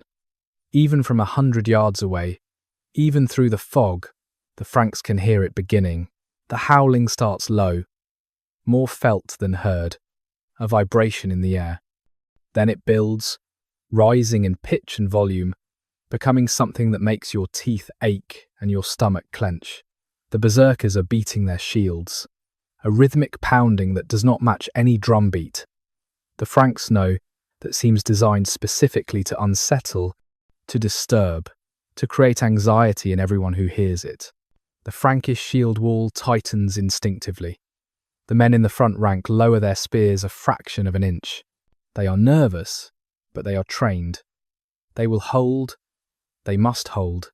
The berserkers start to move, not charging yet, just walking forward. But there is something wrong about the way they move, something that does not look quite human. They are rocking from side to side as they walk, swaying, and their heads are low, and they are still howling, and some of them have begun to bite their shields, splinters flying, and the Franks in the shield wall are beginning to understand that the stories were not exaggerations. 50 yards now. The Frankish commander shouts an order. The archers behind the shield wall loose their arrows. A flight of 20 shafts arc through the foggy air, fall toward the advancing berserkers. 3 arrows find their marks, punching through flesh, sticking in shoulders and thighs, and 1 in an abdomen. The berserkers do not stop. They do not even slow. One reaches down, pulls the arrow from his leg, breaks it, throws it aside, keeps walking. The Franks in the shield wall watch this, and something inside them, some core of confidence, begins to crack. 30 yards. The berserkers have drawn their weapons now. Axes mostly, some swords, one with a long spear that he holds wrong, like a staff rather than a thrusting weapon. They are moving faster, the walk becoming a lope, the lope becoming a run. Behind them, the main Viking force is advancing, shield wall of their own forming, but the Franks barely notice. All their attention is on the 9 figures charging toward them, howling, bloodied from the arrows but seemingly unbothered, getting larger and closer and more terrifying with every second. 20 yards. 10.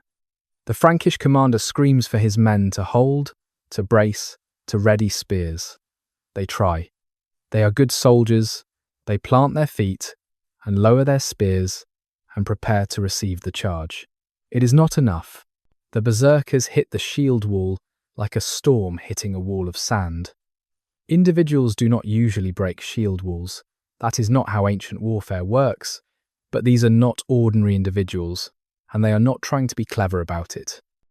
They simply apply overwhelming violence at specific points, smashing into the shields with their full weight and momentum, striking at the same time with their weapons, creating local chaos that spreads along the line.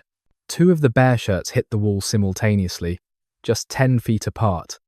The Frankish shields shatter, not bend or break away, shatter, reduced to splinters by blows from heavy axes, wielded by men who have ceased to care about self-preservation. The spears thrust at them find flesh, driving deep, but the berserkers grab the spear shafts and pull, dragging the spearmen forward out of the safety of the formation, killing them with backhand strokes before turning to the men on either side. The wolfcoats are moving faster, slipping between gaps that should not exist, finding the joints in the shield wall's armour, exploiting them. One leaps over the front rank entirely, coming down in the second rank, where the soldiers are less armoured and never expected direct combat. He kills 3 men in 5 seconds, spinning and striking and moving too fast for the defenders to coordinate against him. The Frankish shield wall, which moments ago was a coherent formation, is now breaking into individual combats, clusters of men trying to deal with berserkers who are everywhere at once. The 3-rank depth provides no security, because the berserkers have penetrated all 3 ranks, because they are killing from the inside rather than pushing from the outside, because they are not following any tactical doctrine the Franks understand or can counter. The main Viking shield wall has not even arrived yet. It is still 20 yards away, advancing at a steady walk, letting the berserkers do their work. The Frankish commander realizes, with sick certainty, that his battle is already lost. The formation is broken, his men are dying, and the main enemy force is about to hit what is no longer a shield wall, but just a crowd of frightened, disorganized soldiers. He tries to rally them. He shouts orders that no one can hear over the screaming and the howling and the clash of weapons. He sees one of his best men, a sergeant who has been with him for years, go down under the axe of a berserker who is soaked head to foot in blood and does not look human anymore. Looks like something that escaped from hell, wearing human skin. The commander makes his decision. He calls for retreat, not an organized withdrawal, because there is no organization left to withdraw in, but simply flight, every man for himself. Run, and hope you are faster than the Vikings chasing you. Some of his men hear the call, some do not. Those who do not die where they stand, surrounded, overwhelmed.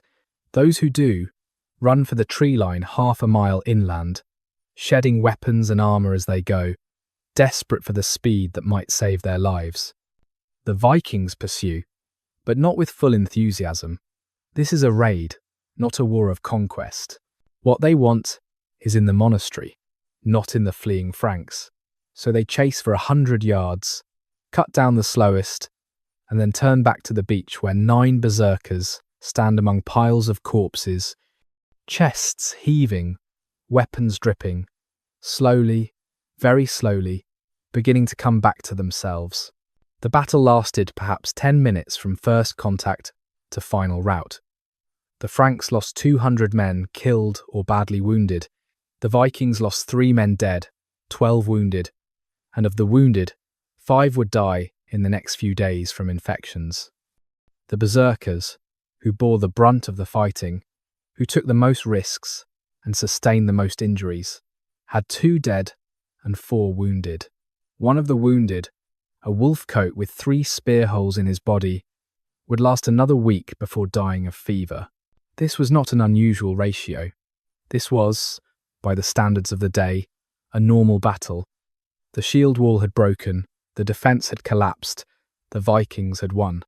And standing at the centre of that victory, making it possible, were warriors who had found a way to turn themselves into weapons more terrible than swords or axes, weapons made of human flesh and divine fury, and a willingness to embrace death so completely that death itself seemed to step aside and let them pass.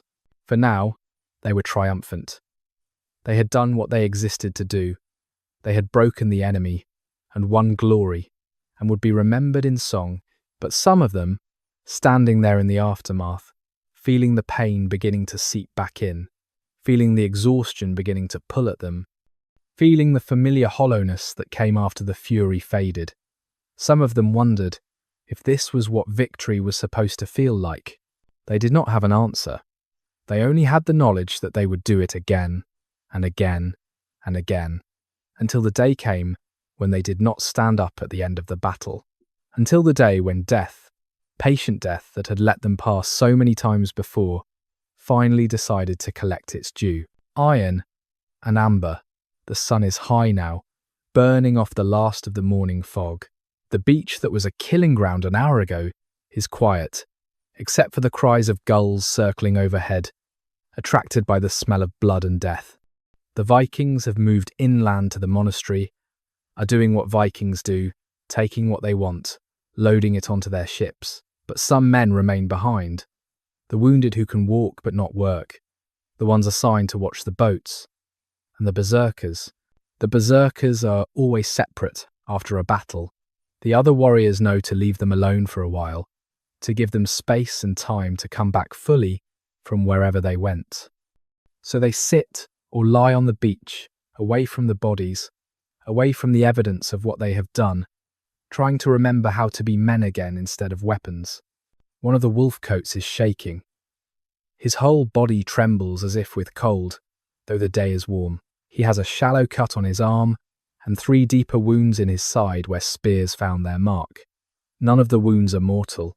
He has cleaned them, packed them with moss, bound them with strips torn from a dead Frank's tunic. But they hurt now, hurt badly, and he is discovering what all berserkers discover, that pain delayed is pain magnified, that coming back from the place where you feel nothing means feeling everything all at once. He is also crying, not sobbing, just silent tears running down his face that he makes no effort to wipe away. This too is normal. The aftermath often brings emotions that make no sense. Grief for men you do not mourn, fear that comes too late to be useful, exhaustion so profound that death seems like rest and rest seems impossible to achieve. He lets the tears come because fighting them would take energy he does not have. In an hour or 2, they will stop on their own. His body will right itself. He will be functional again, able to help load the plunder, able to man an oar on the voyage home. But right now he is broken, hollowed out, a shell that used to contain a person. This is the price. This is what they do not tell you when they sing about berserker glory. They sing about the fury and the killing and the victory. They do not sing about this moment, about sitting on a foreign beach surrounded by the dead, trying to remember your own name, trying to piece yourself back together from fragments that no longer quite fit. Another berserker, one of the bear shirts, sits nearby. He is older, greyer, with scars that map out a lifetime of battle survived. He is not crying. He is not shaking. He sits with a kind of terrible stillness, staring at nothing, or perhaps at everything, at the whole vast weight of accumulated violence that has brought him to this moment on this beach. He has done this too many times. He knows himself too well. He knows what he is and what he has become, and there is no glory in that knowledge, only a weary acceptance of the inevitable. He will die in battle. He has always known this. There is no other ending for men like him. You cannot walk the path he has walked and then retire to a farm, cannot become what he has become and then return to normal life. The fury has marked him, changed him at some fundamental level. He is a berserker. That is all he is. That is all he will ever be. And when his time comes, when he finally meets an enemy, faster or luckier, or simply more determined than he is, it will be almost a relief. An ending to the endless cycle of violence and aftermath, fury and emptiness, becoming and unbecoming. But that is later. For now, he sits on the beach and waits for his body to recover enough to function. He watches the younger Wolfcoat crying and remembers when he used to cry after battles, back when he was young enough to think that feeling something meant you were still human. He knows better now. The tears mean nothing. The shaking means nothing. These are just biological responses, automatic processes, the body's way of coping with trauma. They do not mean you are human. They mean you have a human body. The distinction matters. The waves roll in and out. The gulls cry their harsh cries. Somewhere inland, his companions are getting rich.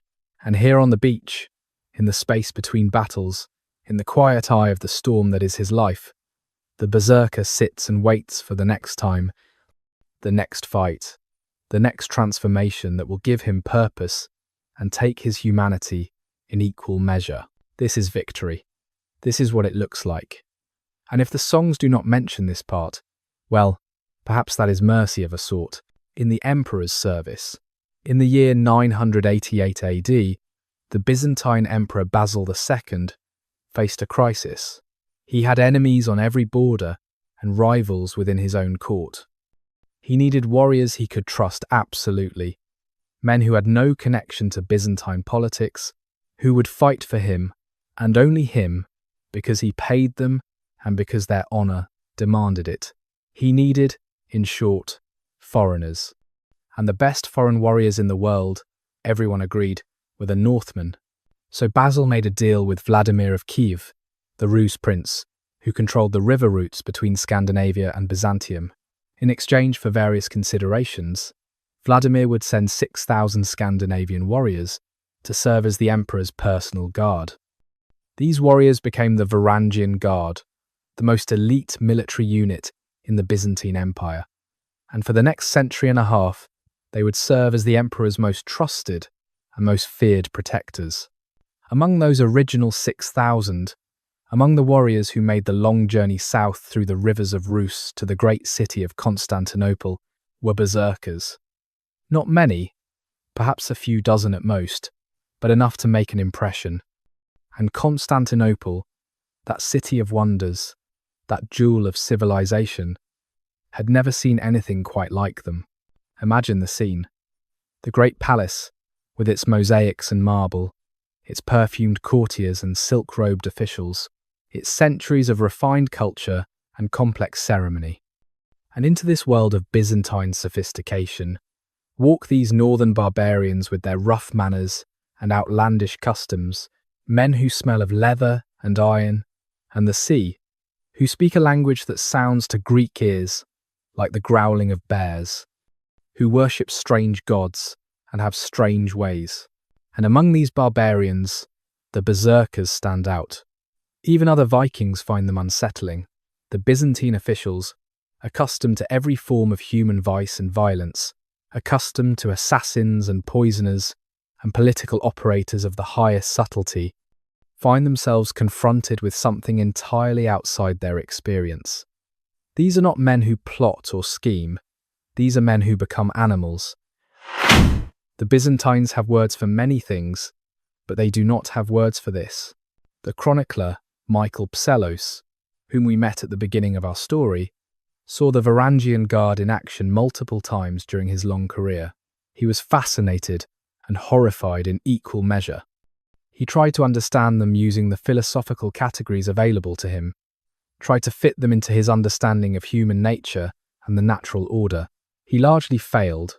What he saw did not fit his categories. Men who fought without armor, he wrote, as if armor was an insult to their courage. Men who bit their shields until the wood splintered and their mouths bled. Men who howled like wolves and seemed to feel no pain. Who took wounds that should have been fatal and kept fighting. Men who, when the battle ended, would collapse as if they had been holding up a great weight and could no longer bear it. He called them berserkers, using the Norse word because Greek had no equivalent, and he concluded, somewhat reluctantly, that they were perhaps not entirely human, or perhaps more than human, touched by something divine or demonic. He could not quite decide which. The emperors who employed the Varangian Guard had no such philosophical difficulties. They cared about results, and the results were impressive. The Varangians, and particularly the berserkers among them, were utterly loyal. They had sworn oaths, and they kept those oaths with a literal mindedness that was alien to Byzantine politics, where oaths were provisional things, subject to interpretation and renegotiation. When a Varangian swore to protect the emperor, he protected the emperor, even if it meant his own death.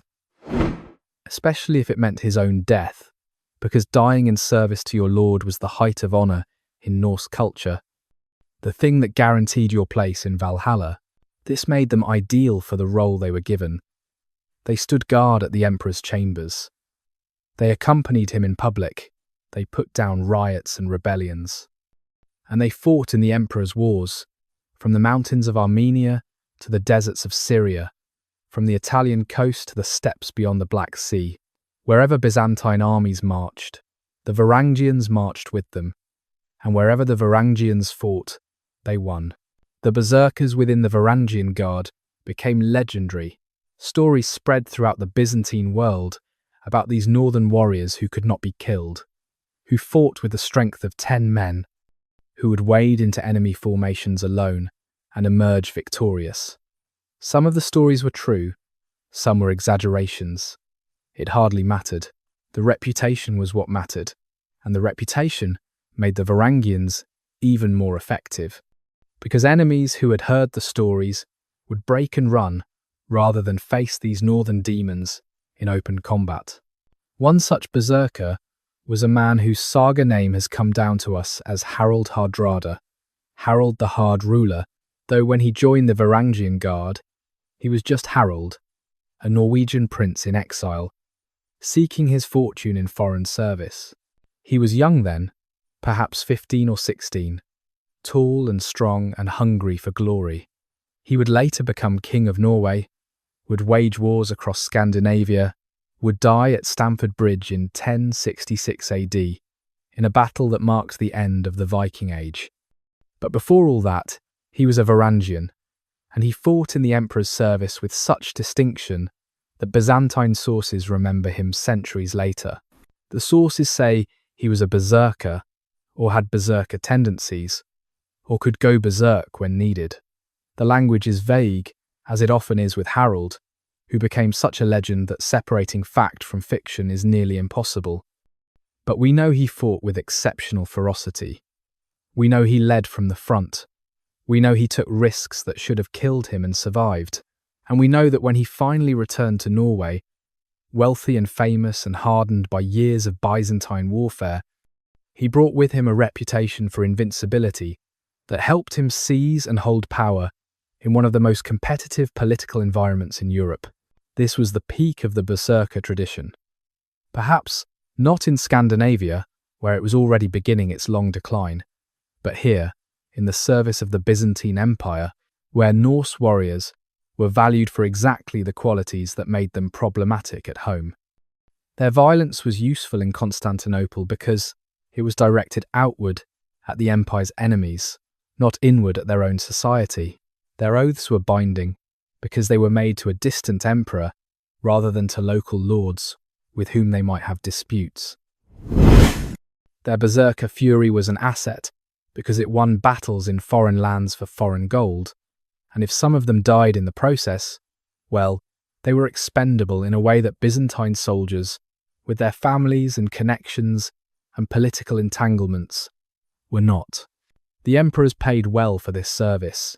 The Varangians grew rich.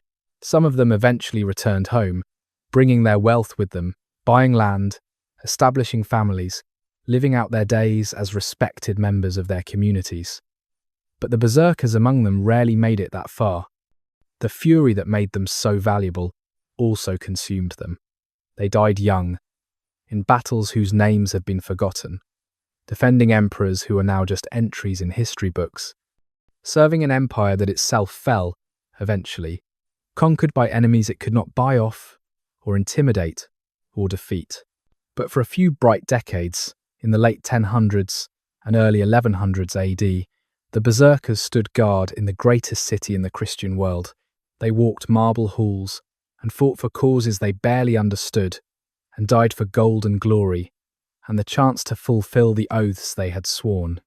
And the Byzantines, those sophisticated, cynical, world-weary people who thought they had seen everything, discovered that there were still things that could amaze them, still warriors who could fight with a ferocity that transcended strategy and training, and became something like the wrath of the gods made flesh, through enemy eyes.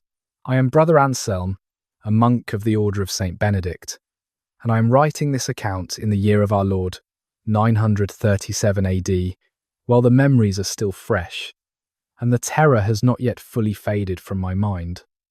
I write so that those who come after will know what I have seen, so that they may understand the evil that walks in the world, so that they may be warned. They came in the early morning, 3 ships with dragon heads carved on their prows. We had known they were in the region. Word had spread of raids up and down the coast, of monasteries burned and monks killed or enslaved. Our abbot had sent most of the younger brothers inland with our most precious relics and books. Those of us who remained were old men, ready to meet God if that was his will, unwilling to abandon the house we had served for decades.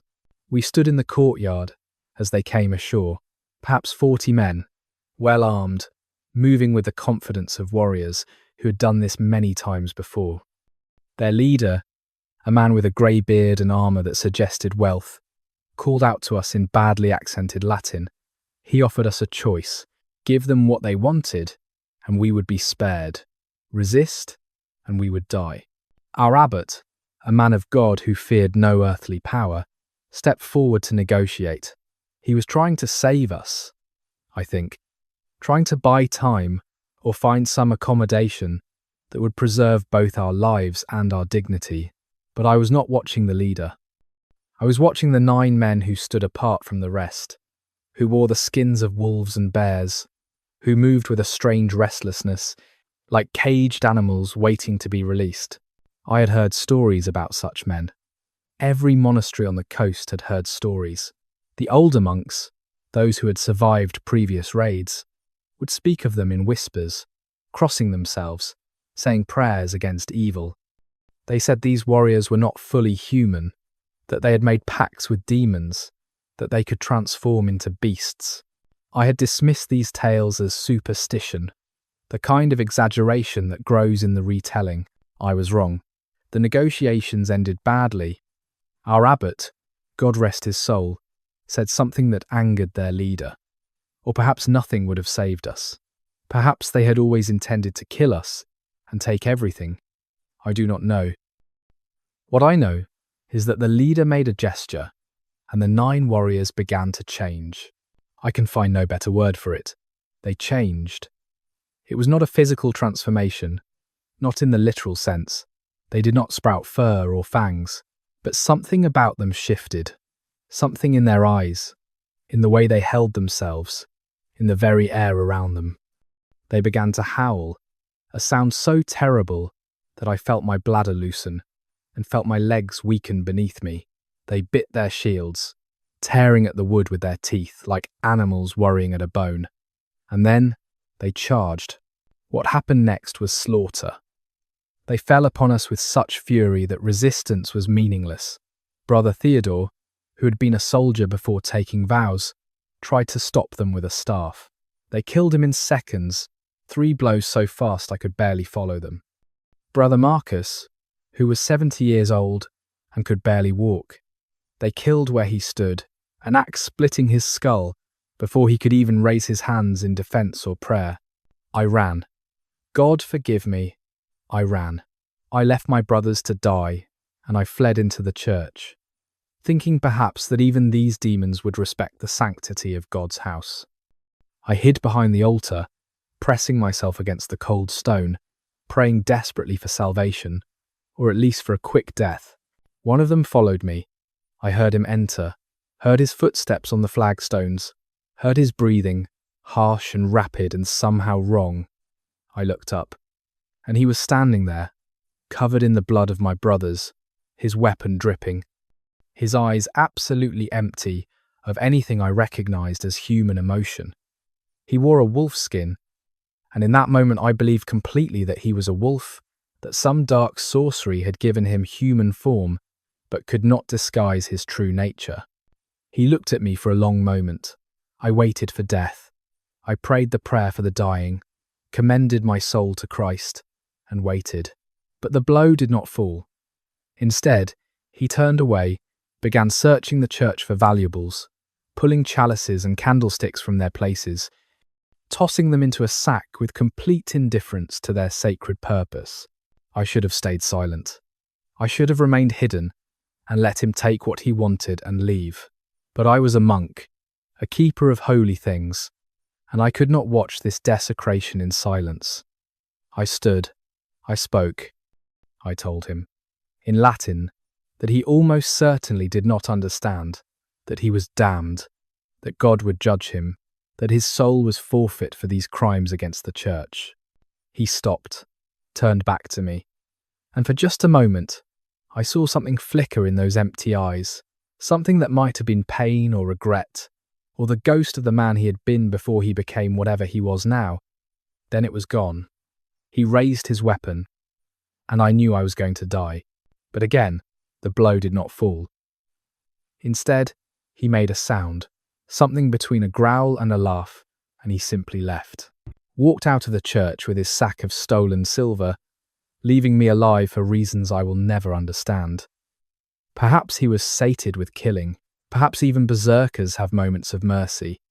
Perhaps God himself stayed his hand. I do not know.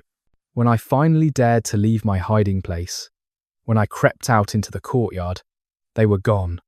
All of them. They had taken everything of value and retreated to their ships. My brothers lay where they had fallen.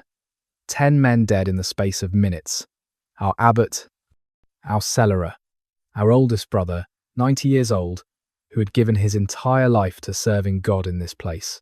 I buried them. It took me 3 days, working alone, old and weak as I am. I said the prayers over each grave, commended each soul to God's mercy, and then I sat down to write this account, because someone must bear witness to what these creatures are, what they can do, what happens when humanity is stripped away and only the beast remains. They say these berserkers worship a god called Odin, a demon god of war and death. They say they believe this god grants them power in exchange for their souls. Looking at what I saw, at the emptiness in those eyes, at the casual way they dealt death to unarmed old men, I believe it. I believe they have sold their souls, have given up their humanity for the ability to kill without remorse, without hesitation, without any trace of the divine image that God placed in all of us. May God have mercy on them, for they will need it when they stand before his judgment. and may he protect those of us who must live in a world where such creatures walk. I am Brother Anselm, and this is what I have witnessed. Let those who read these words remember and be warned. The anatomy of terror. What made the Berserkers so effective in combat? Why did they win so consistently, despite being outnumbered, despite lacking armor, despite employing tactics that, by all rational calculation, should have gotten them killed? The answer lies not in supernatural power, but in a sophisticated understanding, conscious or unconscious, of the psychology of combat and the mechanics of fear. Begin with the visual impact. Before a single blow was struck, before the battle lines even met, the Berserkers had already created an advantage by making themselves terrifying to look at. The animal skins were not just cultural markers, they were psychological weapons. A human enemy is one thing. You can understand a human enemy, predict his behavior, negotiate with him if necessary. But an enemy who looks like an animal, who moves like an animal, who seems to occupy a space between human and beast, that enemy triggers deeper, more primal fears. Our brains are hardwired to recognize predators. This is evolutionary, built into our neural architecture by millions of years of being prey. When you see something that looks like a wolf or a bear, something in your brainstem, something far older than rational thought, screams danger. The Berserkers exploited this. By wearing the skins, by adopting animal postures and movements, they triggered that ancient recognition system in their enemies' brains, creating fear responses that bypassed conscious control.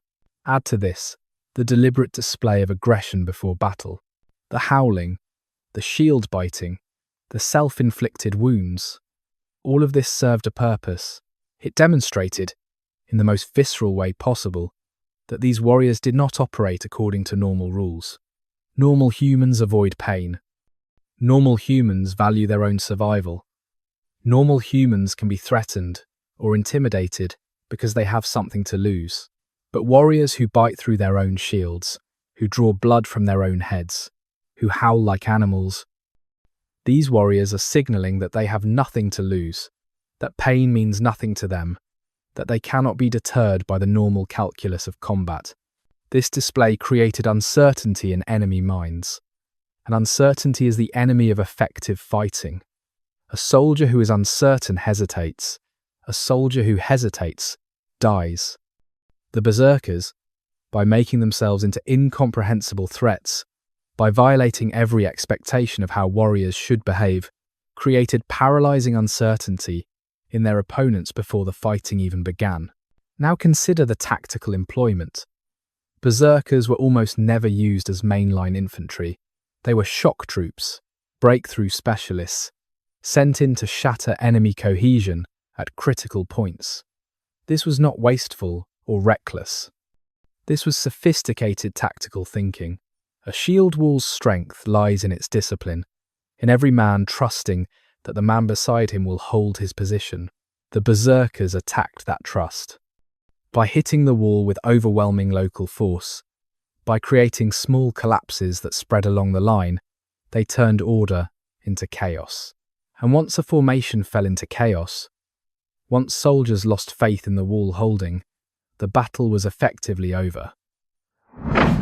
The Berserkers' apparent immunity to pain was another crucial factor, and this requires some physiological explanation. When you experience extreme stress, your body releases a flood of hormones, adrenaline, and endorphins primarily, that prepare you for fight or flight. One effect of these hormones is analgesia, a reduction in pain sensitivity. This is adaptive. If you are fleeing a predator or fighting for your life, you cannot afford to be incapacitated by pain. You need to keep functioning even if you are injured.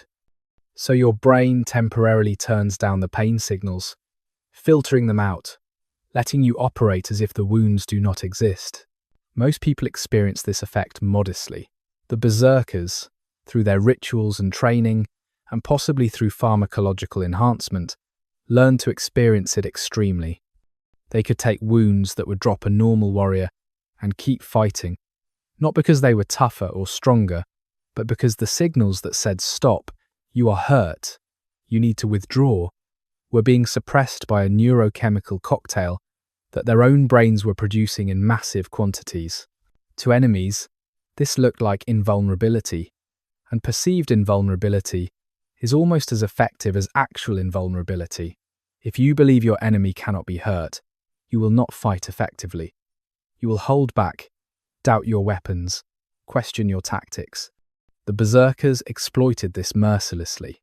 They took wounds, deliberately, visible wounds that should have mattered, and kept fighting, creating the impression that they were supernatural, unkillable, beyond the reach of normal weapons.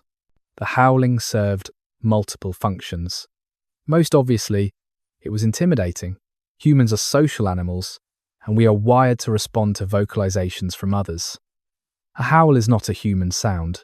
It triggers alertness, activates the fight or flight response, creates stress.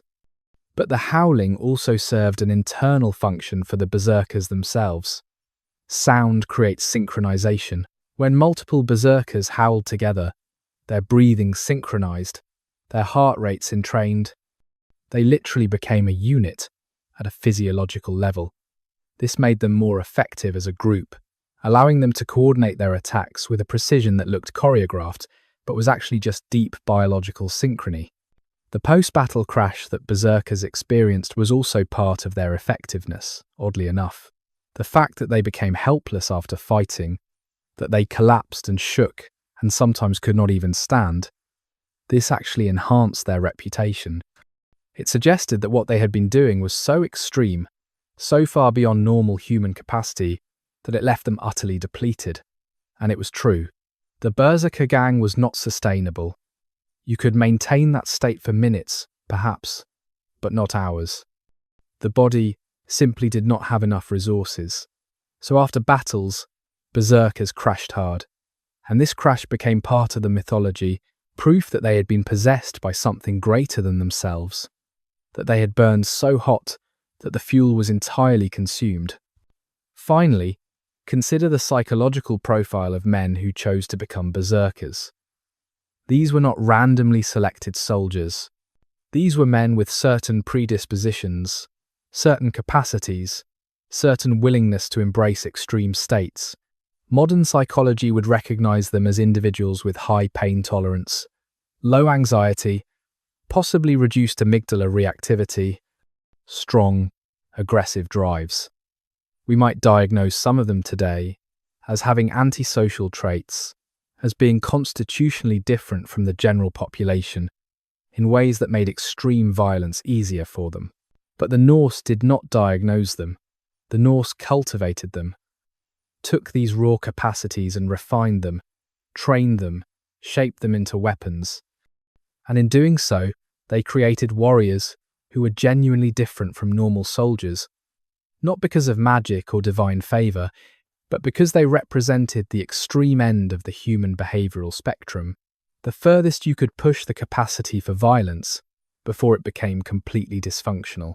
This is the anatomy of terror, not supernatural power, not demonic possession, but a sophisticated, perhaps even intuitive understanding of human psychology, of fear and pain and group dynamics, combined with extreme physical conditioning and willingness to push past limits that most people would consider absolute.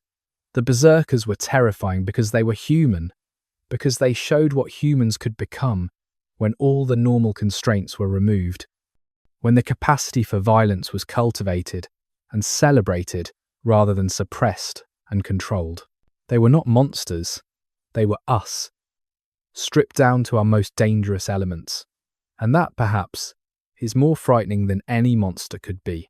Moonlight on weapons. The camp is quiet now, deep in the night, when even the sentries are fighting to stay awake, and most men have surrendered to sleep. But near the edge of the firelight, in the space between warmth and shadow, movement continues. A berserker sits cross-legged, his weapons laid out before him, on a piece of oiled leather, and by the light of the moon and the dying embers, he performs the rituals that keep him connected to his craft. His axe first. He inspects the edge, running his thumb along it carefully, feeling for nicks or dullness. He finds a small chip where the blade struck bone, and he produces a whetstone from his pouch, spits on it, begins the patient work of sharpening. The sound is rhythmic, soothing, stone on steel, a whisper in the darkness. This is meditation for him, this careful maintenance of the tools he will use to kill. His mind quiets, his breathing slows. For these few minutes, he is not thinking about the battle tomorrow, not remembering the battles behind him. He is simply here, now, with the weapon that has kept him alive, giving it the care it has earned. When the axe is sharp again, sharp enough to split a hair, he oils it, working the oil into every crevice, protecting the metal from rust, from the corrosive effects of blood and salt, and constant use. His hands know this work. He has done it 1,000 times. The motion is automatic, but the attention is total. This is sacred work. In its way, this is the communion between warrior and weapon, the acknowledgement that they are partners in violence, that they depend on each other absolutely. Next, his shield. It is battered from the last fight, the face scarred with axe cuts, the rim showing the marks where he bit it in his fury. He does not repair these damages. They are badges of service, proof that the shield has done its job. But he checks the straps, tests the handle, makes sure nothing has come loose or frayed. A shield that fails at the wrong moment is not just useless, it is deadly. So he tests it, stresses it, makes certain it will hold when he needs it. His knife, his backup CX, his spare spearhead, each receives attention. Each is cleaned, oiled, inspected. This is not paranoia. This is professional care. The maintenance that separates warriors who survive from warriors who die because their gear failed them. He has seen men die that way, has seen a sword break at the critical moment, a spear shaft splinter, an axe head fly off because the fitting was loose.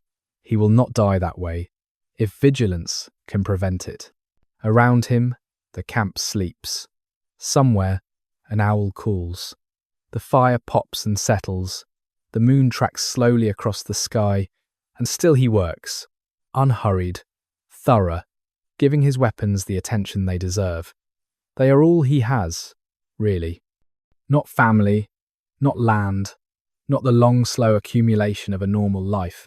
Just these tools of his trade, these extensions of his will, these objects that transform his fury into effective violence. When everything is cleaned and sharpened and put away, he does not immediately sleep. Instead, he sits for a while longer, looking at the moon, listening to the night sounds, feeling the cool air on his face. Tomorrow there will be another battle. He knows this. The Jarl has promised them that the Franks are gathering, that they will try to stop the Norse advance, that blood will flow. He should be afraid. Any rational man would be afraid.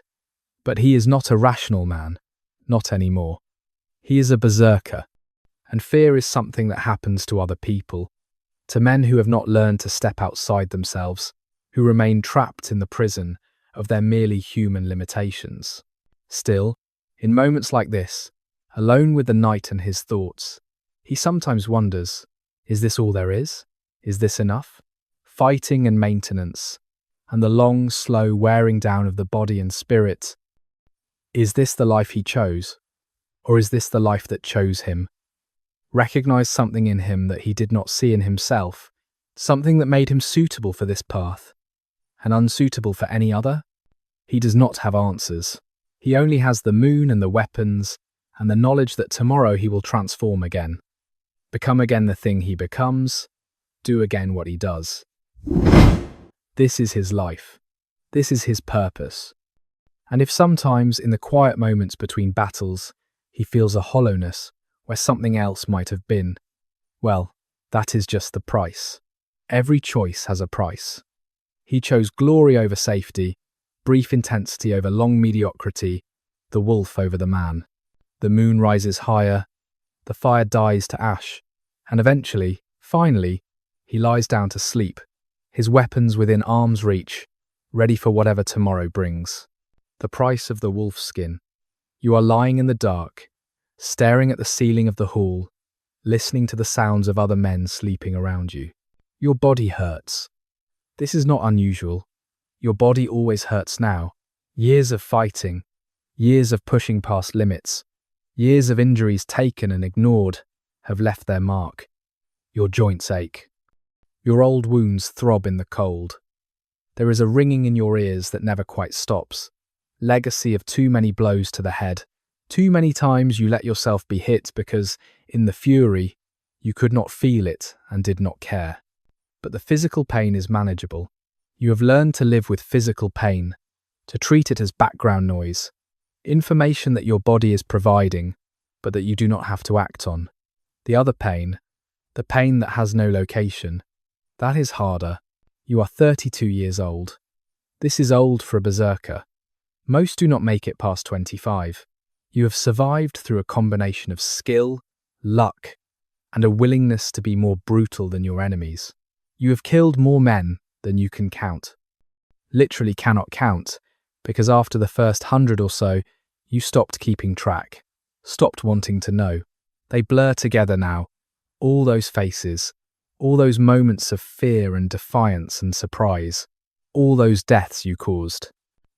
You told yourself once that you were doing necessary work, that you were protecting your people, that you were serving a purpose larger than yourself. And maybe that was true, at the beginning. Maybe the first raids were justified, necessary acts of survival in a harsh world.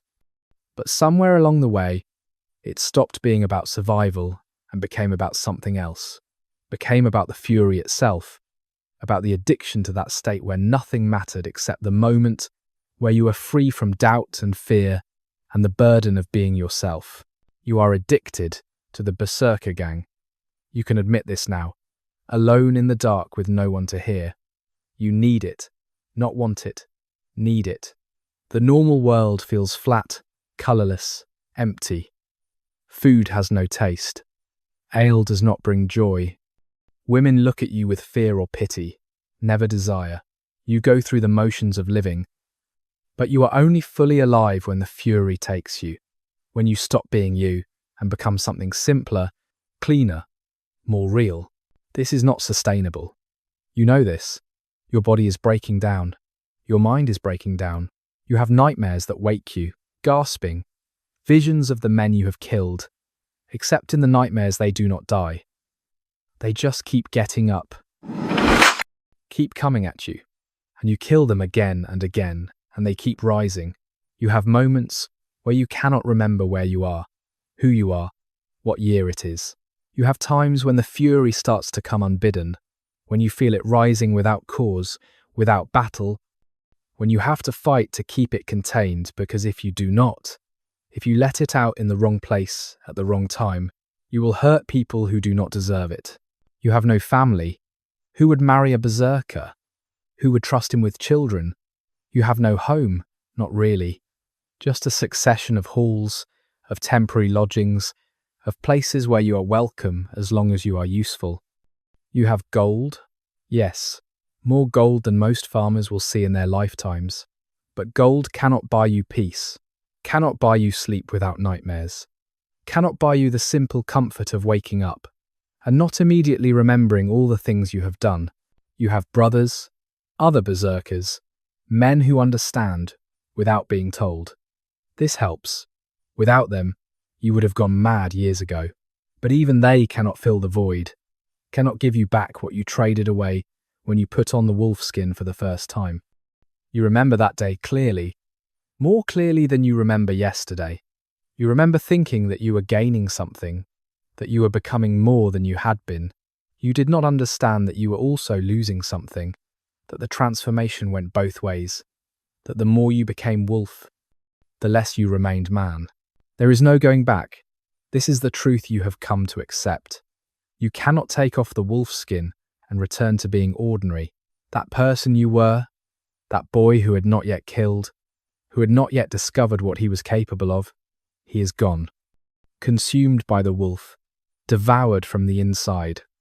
What remains is this worn-out warrior lying in a dark hall, hurting and alone, and aware that his best days are behind him and his worst day is still ahead. You will die in battle. You have always known this, but lately you have begun to hope it comes soon. Before you become completely hollow, before the last traces of humanity burn away entirely. You want to die while you still remember what it was to be human. While some part of you still cares about the distinction between right and wrong, friend and foe, necessary violence and murder, is this what you wanted when you were 15 and strong and hungry for glory? Is this the life you dreamed of? When the old berserker asked you if you wanted to learn the way, you cannot remember. That boy is too far away, too different from what you have become. If you could go back, if you could find him somehow and warn him, would he listen? Would he believe you? Or would he make the same choice anyway, because some part of him was already the wolf, was already waiting for permission to come out? You do not know. You will never know. All you know is that tomorrow there will be another battle, and you will transform again, and for a few blessed hours, you will not have to think or feel or remember. You will just be the wolf, pure and simple and free. And maybe that is enough. Maybe that is all you can hope for now. Those brief moments of escape from yourself, purchased at the price of other men's lives, and your own slow dissolution. The wolf is you. You are the wolf. And the man who used to wear that skin is gone, dead, mourned by no one because no one knew him long enough to miss him. This is the price of the wolf skin. And you are paying it, day by day, death by death, until there is nothing left to pay with. When the beast won't sleep, the problem emerged gradually, so slowly that at first no one recognized it as a problem at all. Berserkers had always been dangerous. That was the point. That was why they were valued. But danger that can be directed is useful. Danger that cannot be controlled is just chaos. And Norse society, for all its love of martial prowess, was fundamentally ordered, bound by intricate webs of law and custom and obligation. There was a place for violence, certainly, but that place had boundaries. The berserkers, some of them, were beginning to cross those boundaries. The sagas preserve stories of such men. Berserkers who could not stop fighting when the battle ended, who turned on their own comrades, who had to be restrained or killed before they murdered everyone around them. Berserkers who went into their fury at inappropriate times, at feasts or assemblies, without warning or provocation, suddenly erupting into violence that had no purpose, no target, just undirected rage that consumed everything in reach. These were not the stories that the skalds loved to sing.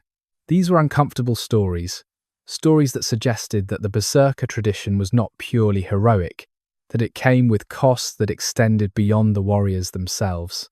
But the stories were told anyway, preserved in the written sagas, because they were too important to forget. They were warnings. They were acknowledgements that something had gone wrong, that the line between useful warrior and dangerous madman was thinner than anyone wanted to admit. Consider the case of Egil Skallagrimsson, whom we have met before. The sagas tell us that he was a great warrior and a great poet, blessed by the gods with extraordinary gifts. But they also tell us that he had a darkness in him, inherited from his father and grandfather, a rage that could come upon him without warning. Once, as an old man, he became angry at his servants and killed several of them before his wife could calm him. He was blind by then, no threat to warriors, but still capable of murder when the mood took him. The sagas present this almost matter-of-factly, as if this was simply how such men were, as if occasional outbursts of lethal violence were the price you paid for having a great warrior in your family. But not everyone was willing to pay that price. As the Viking Age progressed, as Norse society became more settled and prosperous, as the endless raiding gave way to something more stable, the tolerance for uncontrolled violence decreased. Warriors were still valued, certainly, but they were expected to be controllable, to understand the difference between battlefield and feast hall, between enemy and neighbour. Berserkers, by their very nature, by the transformations they underwent, were becoming less able to make those distinctions. The legal codes began to reflect this concern. In Iceland, which had the most sophisticated legal system in the Norse world, laws were passed specifically restricting berserker behavior. It became illegal to go berserk within the settled areas, illegal to challenge men to duels while in a berserker state, illegal to use the berserker gang as an excuse for crimes. The penalties were severe, up to and including outlawry, which meant being expelled from society entirely, declared outside the protection of law, fair game for anyone who wanted to kill you. These laws tell us something important. They tell us that the problem was widespread enough to require legislation, that it was not just isolated cases, but a pattern, a recognized social issue. And they tell us that Norse society was beginning to turn against its berserkers, beginning to see them not as assets but as liabilities, thus, not as heroes but as threats. The holmgang, the formalized duel, became a particular point of contention. In theory, the holmgang was a legal way to settle disputes, a controlled form of violence that prevented feuds from spiraling out of control. Two men would meet on a small island or a marked-out space, fight according to specific rules, and the winner would be proven right in whatever dispute had led to the duel. But berserkers, with their superior fighting abilities and their capacity for fury, could use the holmgang as a form of legal terror, challenging men they wanted to rob or whose property they coveted, knowing they would almost certainly win. This abuse became so common that it required specific legal action. Laws were passed, restricting who could issue holmgang challenges, requiring witnesses, imposing penalties on those who used the system fraudulently. In effect, Norse society was trying to tame the berserkers, to force them back within the boundaries of acceptable behavior, to make them functional members of society rather than barely controlled weapons. But you cannot tame a wolf by passing laws. The berserkers who had truly gone too far, who had lost the ability to return fully from the fury, who lived perpetually on the edge of violence, these men were beyond the reach of legal restrictions. They could not comply with laws they did not understand or could not follow. They were trapped in their own transformations, unable to be what society wanted them to be, unable to be anything except what they had made themselves into. Some of these lost berserkers were killed, hunted down by their own communities, put down like dangerous animals. Others were outlawed and fled to the edges of civilization, to uninhabited islands or deep forests, where they lived like beasts until someone brave or desperate enough came to kill them for the bounty. A few, perhaps, found some measure of peace in isolation, some way to manage their condition away from the society that could no longer tolerate them, but most simply burned out. The fury, untethered from purpose or direction, consumed them. They died young, usually violently, and were buried with little ceremony and less regret. They had served their purpose. They had won battles and struck fear into enemies and added to the reputation of Norse warriors. But they had paid for that service with their humanity, and when the final payment came due, when they could no longer function even as weapons, society discarded them without hesitation or guilt. This was the shadow side of the berserker tradition. This was the cost that was not mentioned in the heroic songs.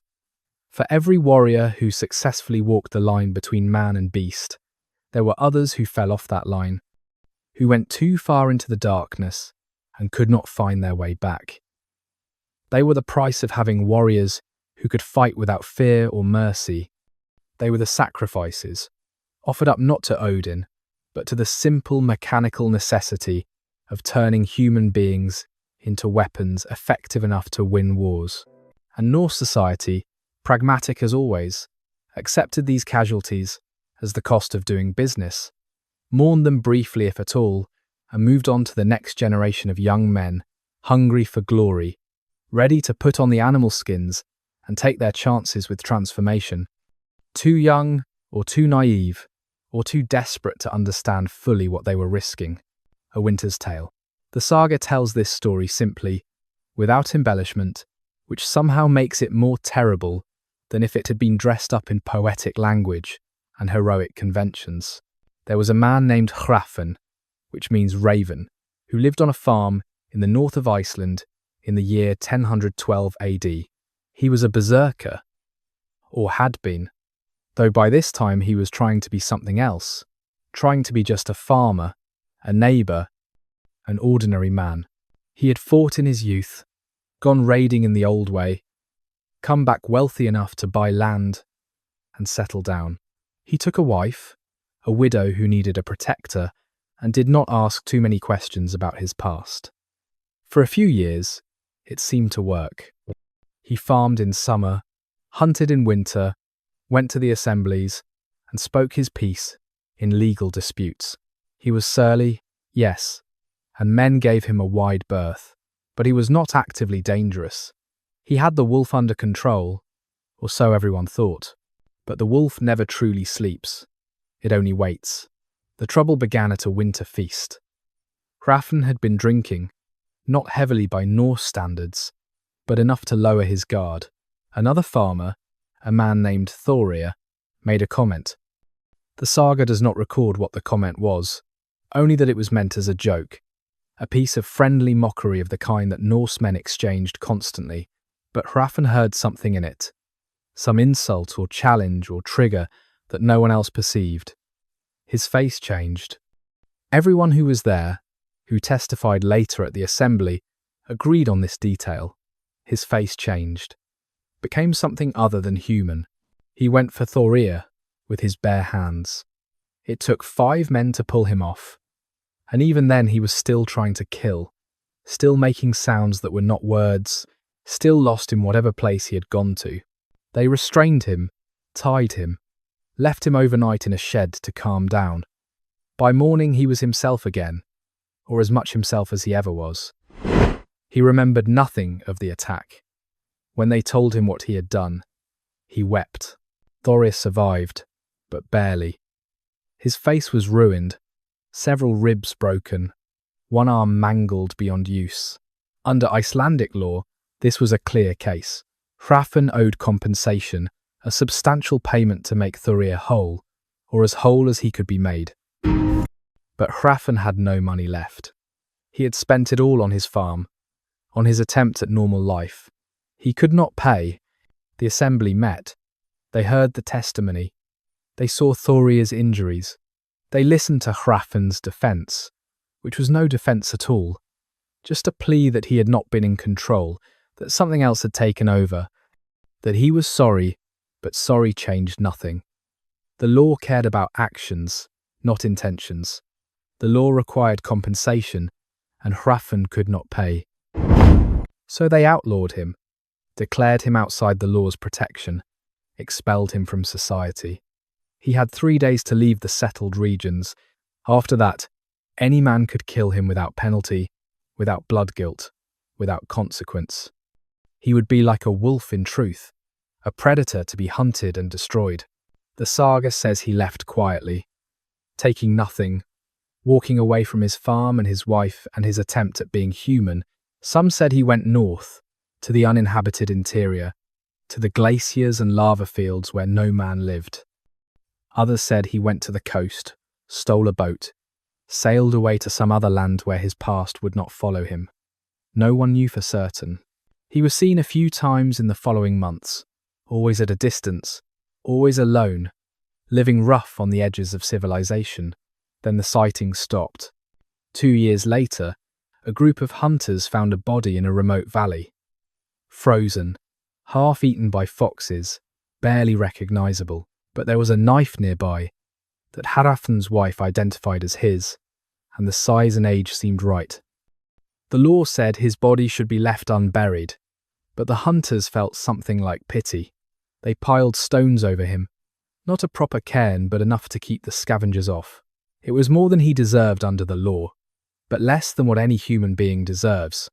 This is what the saga tells us. This is how they remembered Hrafn the Berserker.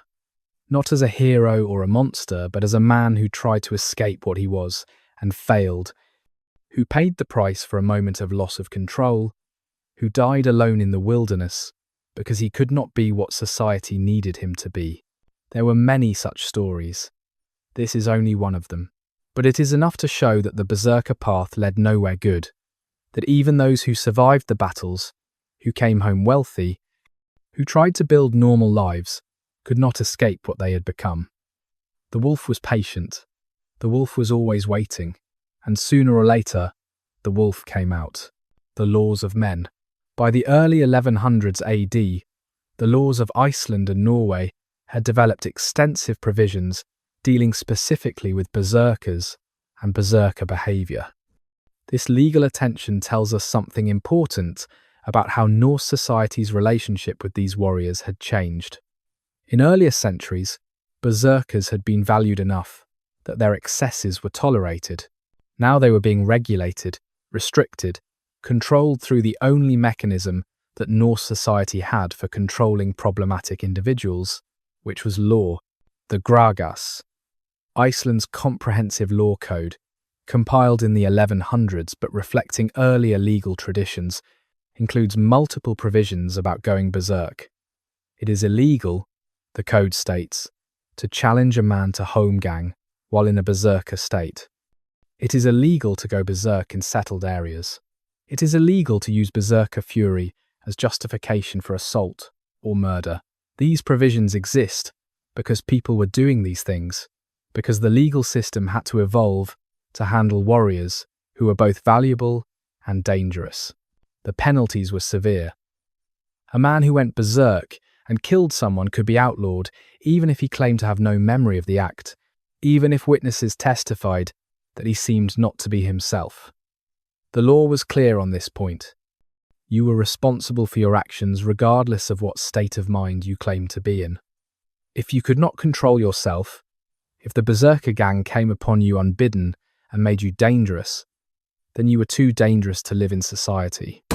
King Harald Fairhair of Norway, who ruled in the late 900s AD and worked to consolidate royal power over the fractious Norwegian chieftains, made the suppression of problematic berserkers a priority.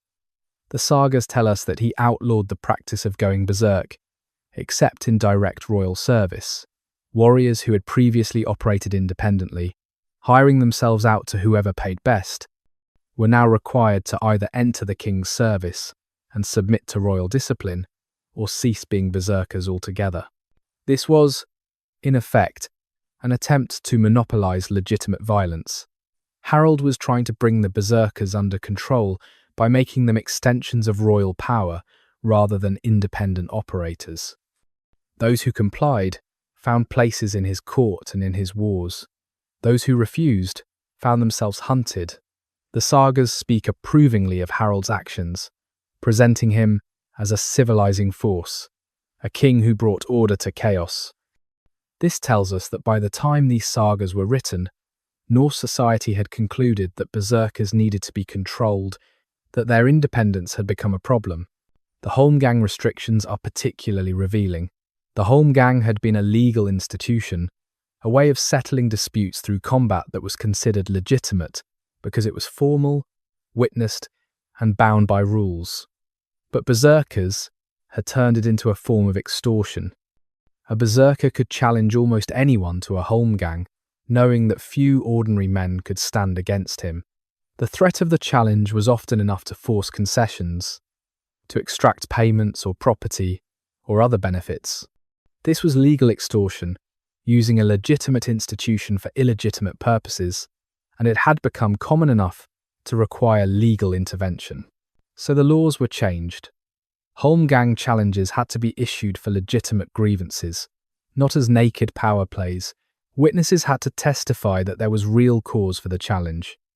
Men who used the holmgang system repeatedly, who seemed to be making a living from it, could be brought before the assemblies and punished. And berserkers, who went into their fury during a holmgang, who violated the formal nature of the combat by losing control, could be outlawed. These legal changes did not eliminate the problem overnight. Law is one thing, enforcement is another, and in a society where power was distributed among many chieftains, rather than concentrated in a single authority, enforcement was always spotty. but the laws represented a shift in social consensus. Berserkers had been heroes once. Now they were problems to be managed, threats to be contained, relics of an earlier, more violent age that was passing away. Some berserkers adapted. They accepted the restrictions, learned to control themselves better, or at least learned to keep their violence confined to appropriate contexts. They entered royal service, or the service of powerful jarls, became professional soldiers rather than independent operators, allowed themselves to be integrated into the command structures that could direct and control their violence.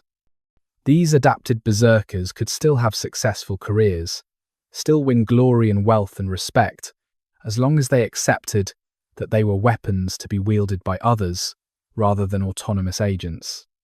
But many could not adapt. Many were too damaged, too far gone, too used to operating without restraint. For these men, the new legal regime meant outlawry, exile, or death. They were hunted down as criminals, killed in grudge fights, or simply expelled from civilized areas and left to die in the wilderness. Their deaths were not mourned. Their names were not preserved in saga. They had become inconvenient, and Norse society dealt with inconveniences harshly. The laws of men were, in the end, stronger than the fury of beasts. This is what the legal codes tell us. Society could tolerate berserkers when they were useful, when their violence served the community's purposes. But when they became more trouble than they were worth, when their violence threatened the social order rather than defending it, society had the mechanisms to eliminate them, and it did, methodically and without particular regret, turning heroes into outlaws with a few strokes of legal language, erasing in generations what had taken centuries to build. The White Christ comes north. The conversion of Scandinavia to Christianity was not a single event but a process that took more than 2 centuries, from the first missionaries in the 800s AD to the final suppression of pagan practice in the 1200s. It was a process marked by violence and resistance, by compromise and syncretism, by kings who forced baptism on their subjects, and subjects who kept pagan practices alive in secret for generations. And in this long, slow transformation of Norse culture, the berserkers were casualties, though not in the way they were accustomed to being. Christianity had no place for berserkers. This was fundamental, not a matter of interpretation or local practice. The Christian ideal of the warrior was something entirely different from the Norse ideal. A Christian warrior fought when necessary, but did not glory in violence. A Christian warrior was disciplined, controlled, subordinate to legitimate authority. A Christian warrior served God and church and king, in that order, and his personal feelings, his personal desires, his personal fury were supposed to be irrelevant to his service. More fundamentally, Christianity rejected the premise on which the berserker tradition was based. The idea that a man could be possessed by animal spirits, could transform into a beast, could channel divine fury from pagan gods. All of this was anathema to Christian theology. It was not just wrong, it was demonic. The berserkers, from a Christian perspective, were not heroes touched by divine favour. They were men who had opened themselves to demonic possession, who had traded their souls for power, who were damned. The missionaries who came to Scandinavia in the 900s and 1000s AD saw the berserkers and were horrified. They wrote accounts that drip with revulsion and fear, describing these warriors as servants of Satan, as men who had given up their humanity for the ability to kill without conscience. They preached against the berserker tradition, calling it sorcery and devil worship, demanding that converted Norse abandon these practices entirely. The Norse kings who converted to Christianity, often for political reasons as much as spiritual ones, faced a dilemma. Many of these kings had berserkers in their service, valued warriors who had served them well. But now, as Christian kings, they were expected to suppress pagan practices, to bring their realms into conformity with Christian norms. The berserker tradition, so clearly pagan in its origins and practices, was an obvious target. King Olaf Tryggvason of Norway, who ruled from 995 to 1000 AD and was a zealous Christian convert, took direct action against berserkers. The sagas tell us he outlawed them, not just regulated them as earlier kings had done, but banned the practice entirely. Any man who went berserk in his kingdom was to be executed. Any man who wore the animal skins, who performed the pagan rituals, who called on Odin for battle fury, was to be treated as a criminal and an enemy of the faith. Olaf's methods were harsh. He was not interested in gradual conversion or gentle persuasion. He forced baptism on his subjects, destroyed pagan temples, killed or exiled those who resisted. And the berserkers, so visible in their paganism, so clearly tied to the old ways, bore the brunt of his religious fervour. Many were killed. Many more fled Norway, going to Iceland or to the islands of the North Atlantic, where Christian authority was weaker, where the old ways could be practiced a little longer. But even in these refuges, the pressure continued. Christianity was not just a religion, but a political and cultural force, backed by the wealth and power of continental Europe, supported by a sophisticated institutional structure that could outlast any individual king or kingdom. The paganism that had sustained the berserker tradition was being systematically destroyed, its temples torn down, its priests killed or converted, its practices banned and suppressed until they survived only in secret or in memory. And the berserkers, deprived of their religious context, deprived of the belief system that made sense of what they did, began to lose coherence. You could still work yourself into a battle fury, certainly. Human physiology had not changed.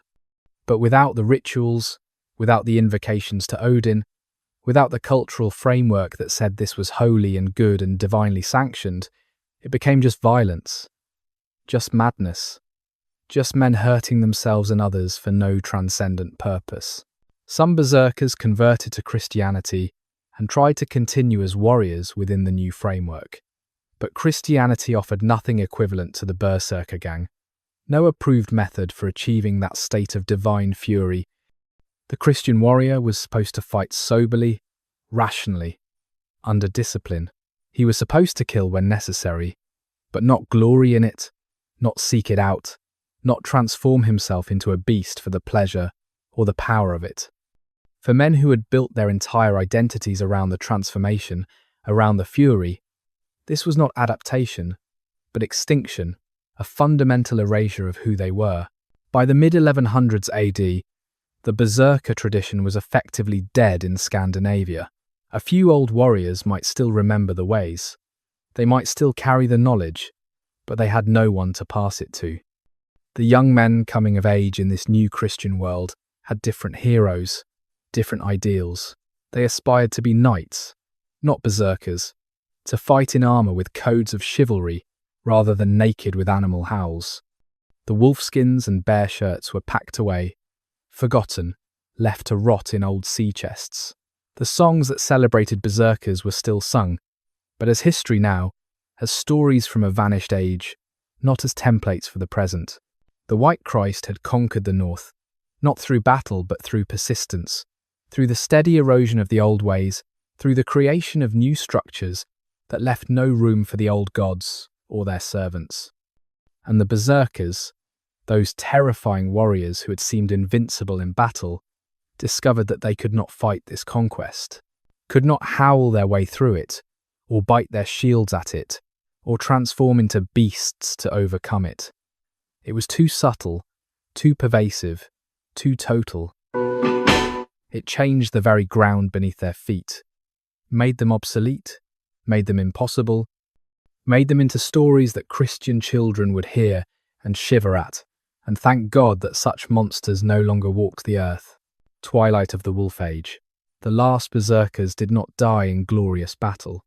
They died quietly, forgotten, their passing unmarked, except in the memories of a few old men who had known them. By the mid-1200s AD, when the Viking Age was long over and Scandinavia had been Christian for generations, there were still a handful of men who remembered the old ways, who had learned the rituals and worn the skins, and touched that savage transformation. But they were anachronisms now, relics of a vanished world, and they knew it. One such man, whose name has not survived but whose story was told to the saga writers who compiled the Icelandic histories, lived on a remote farmstead in the northern wastes. He was 70 years old, ancient by the standards of his time, and he had outlived everyone who had known him in his youth. His children were dead, his wife was long buried, his neighbours tolerated him, but did not like him, did not understand him, found him vaguely disturbing in ways they could not articulate. He had been a berserker in his youth, had fought in the last great battles before Iceland fully converted to Christianity. He had gone raiding in his 20s, had served in the Varangian Guard for a few years, had come home wealthy and damaged, and determined to live out his days in peace.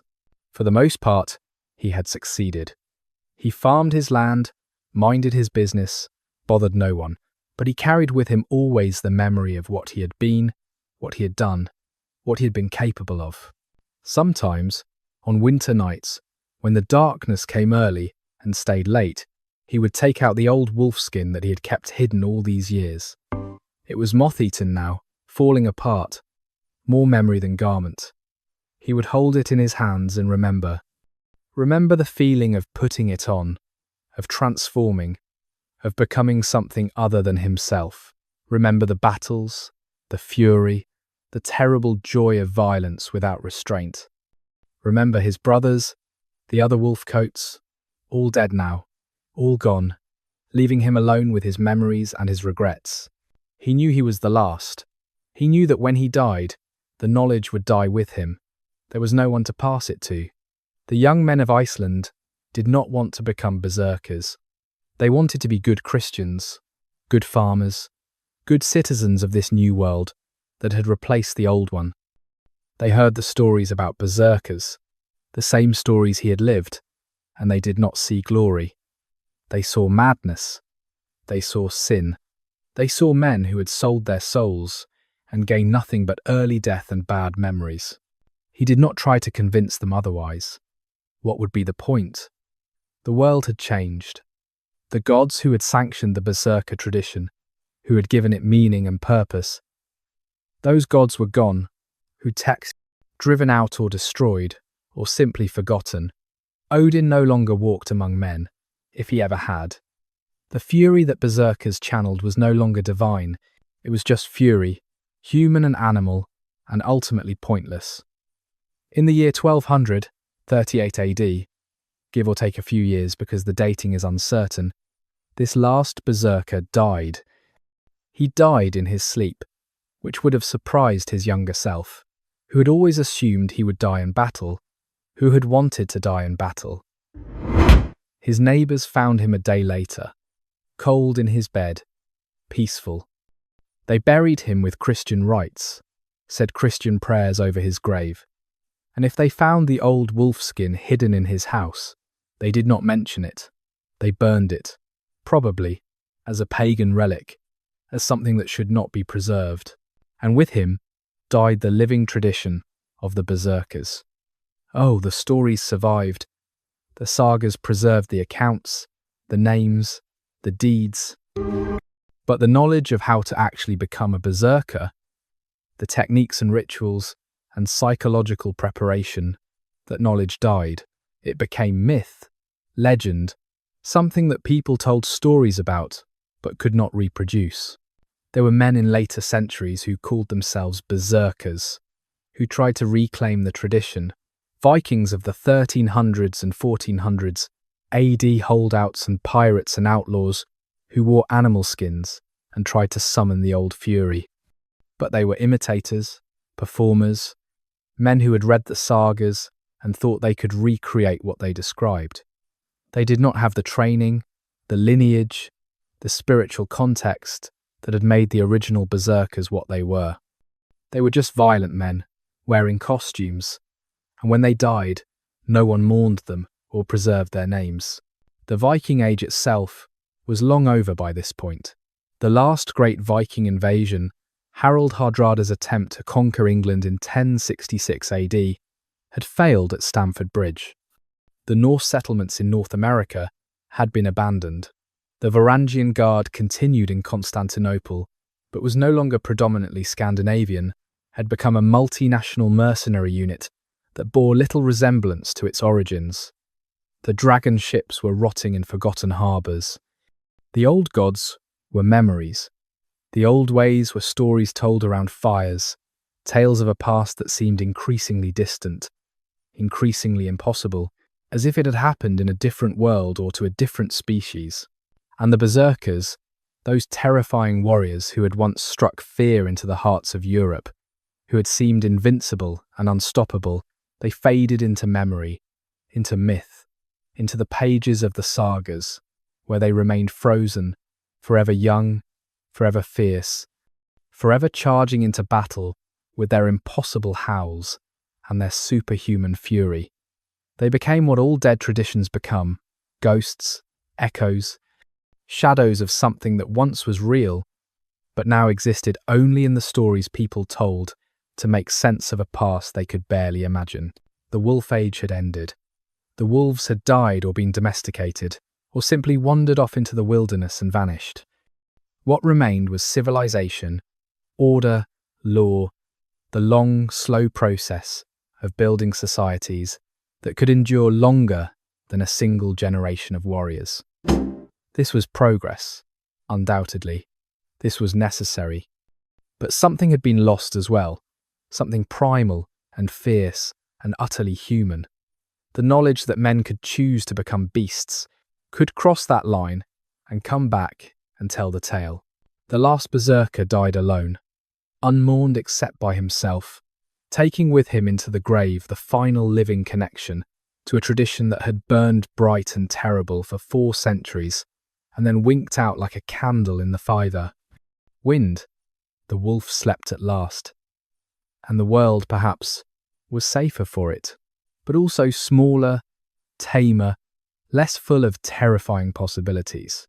The twilight had come, and when night fell fully, the wolves would be nothing but stories, and the men who had worn their skins would be nothing but names in old books, and the fury they had channeled would be nothing but a curiosity, a historical footnote, a thing that once was possible but now was not, could not be, must not be.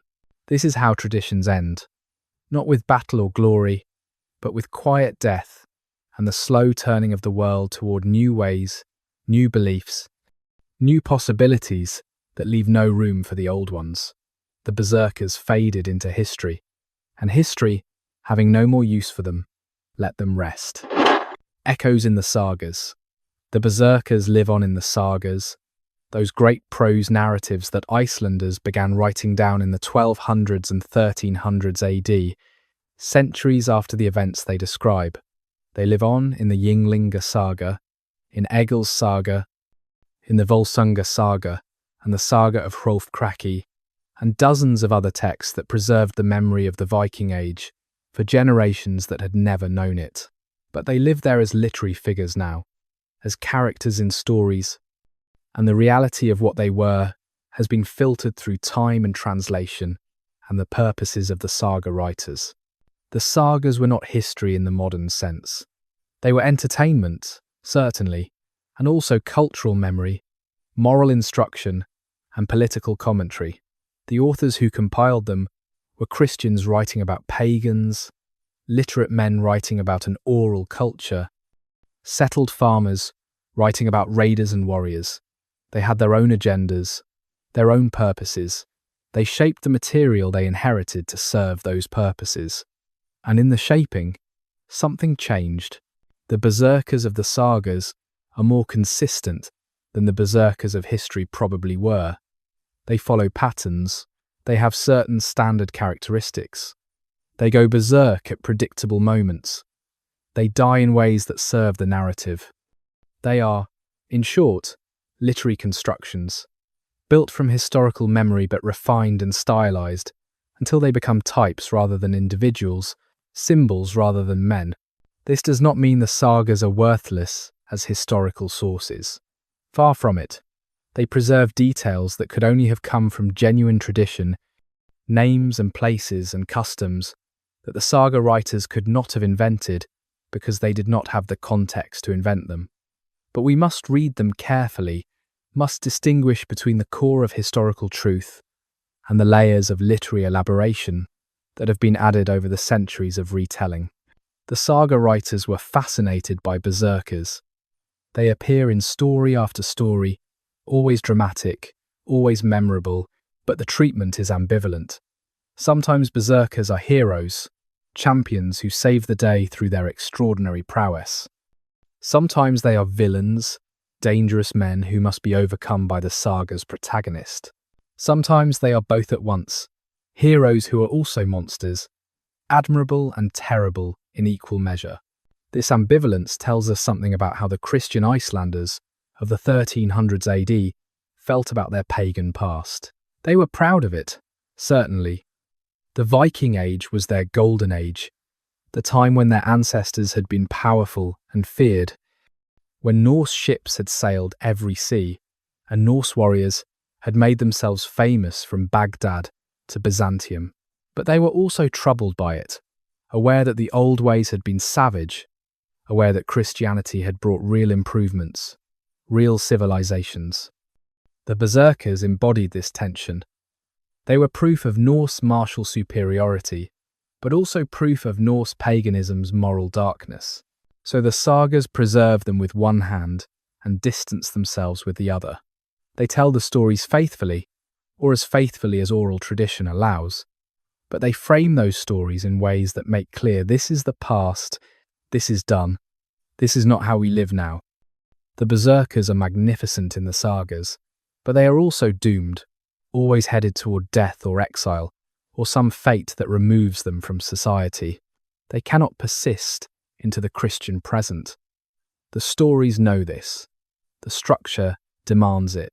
What the sagas give us, then, is not the berserkers themselves, but the memory of berserkers, shaped by centuries of retelling, filtered through Christian sensibilities, preserved because they were too dramatic to forget, but also too problematic to celebrate without reservation. They are echoes of the real men who wore wolfskins and went into battle howling, echoes that have been refined and amplified and made into art, but echoes nonetheless, carrying within them some fragment of the original sound, the original fury, the original truth. And perhaps this is enough. Perhaps this is all any tradition can hope for, to be remembered, if not fully understood, to be preserved in story, if not in practice, to echo forward through time until the last saga is read, and the last listener hears those ancient howls and shivers, and wonders what it was like when such men walked the earth. The memory of fury, somewhere in the process of transmission, from event to memory to story to written text. The berserkers stopped being real and became mythological. It is impossible to say exactly when this happened, impossible to point to a single moment where history became legend. But it happened. By the time the sagas were written, the berserkers had already passed from living memory into cultural memory, had become symbols of a vanished age, rather than descriptions of actual practice. This transformation was both loss and preservation. What was lost was the complexity, the ambiguity, the uncomfortable reality of men who'd found a way to weaponize their own minds and bodies at terrible cost. What was preserved was the drama, the power, the sense that once, in the dim past, there had been warriors who transcended normal limitations, who touched something beyond the merely human. Every culture does this with its past. Every culture takes the uncomfortable, complex reality of what actually happened and shapes it into stories that serve the needs of the present. The stories simplify, they clarify, they remove the moral ambiguity and replace it with clear lessons, clear heroes and villains, clear meanings. This is not dishonesty. This is how culture works, how it creates continuity across generations, how it gives people a sense of identity and connection to those who came before. The Norse did this with their berserkers. They took warriors who were probably equal parts, effective and problematic, admirable and terrifying, heroic and damaged, and they shaped those warriors into figures that could carry meaning, that could embody values, that could be used in stories to illustrate points about courage and excess, power and madness, the glory and the cost of violence. In doing so, they created something that outlasted the reality. The real berserkers died, the last man who actually knew how to transform, who actually carried that knowledge in his body and his practice. He died centuries ago. But the literary berserkers, the berserkers of the sagas, they remain. They can still be read, still be encountered, still provoke that mixture of fascination and horror that they must have provoked in life. This is the strange alchemy of memory.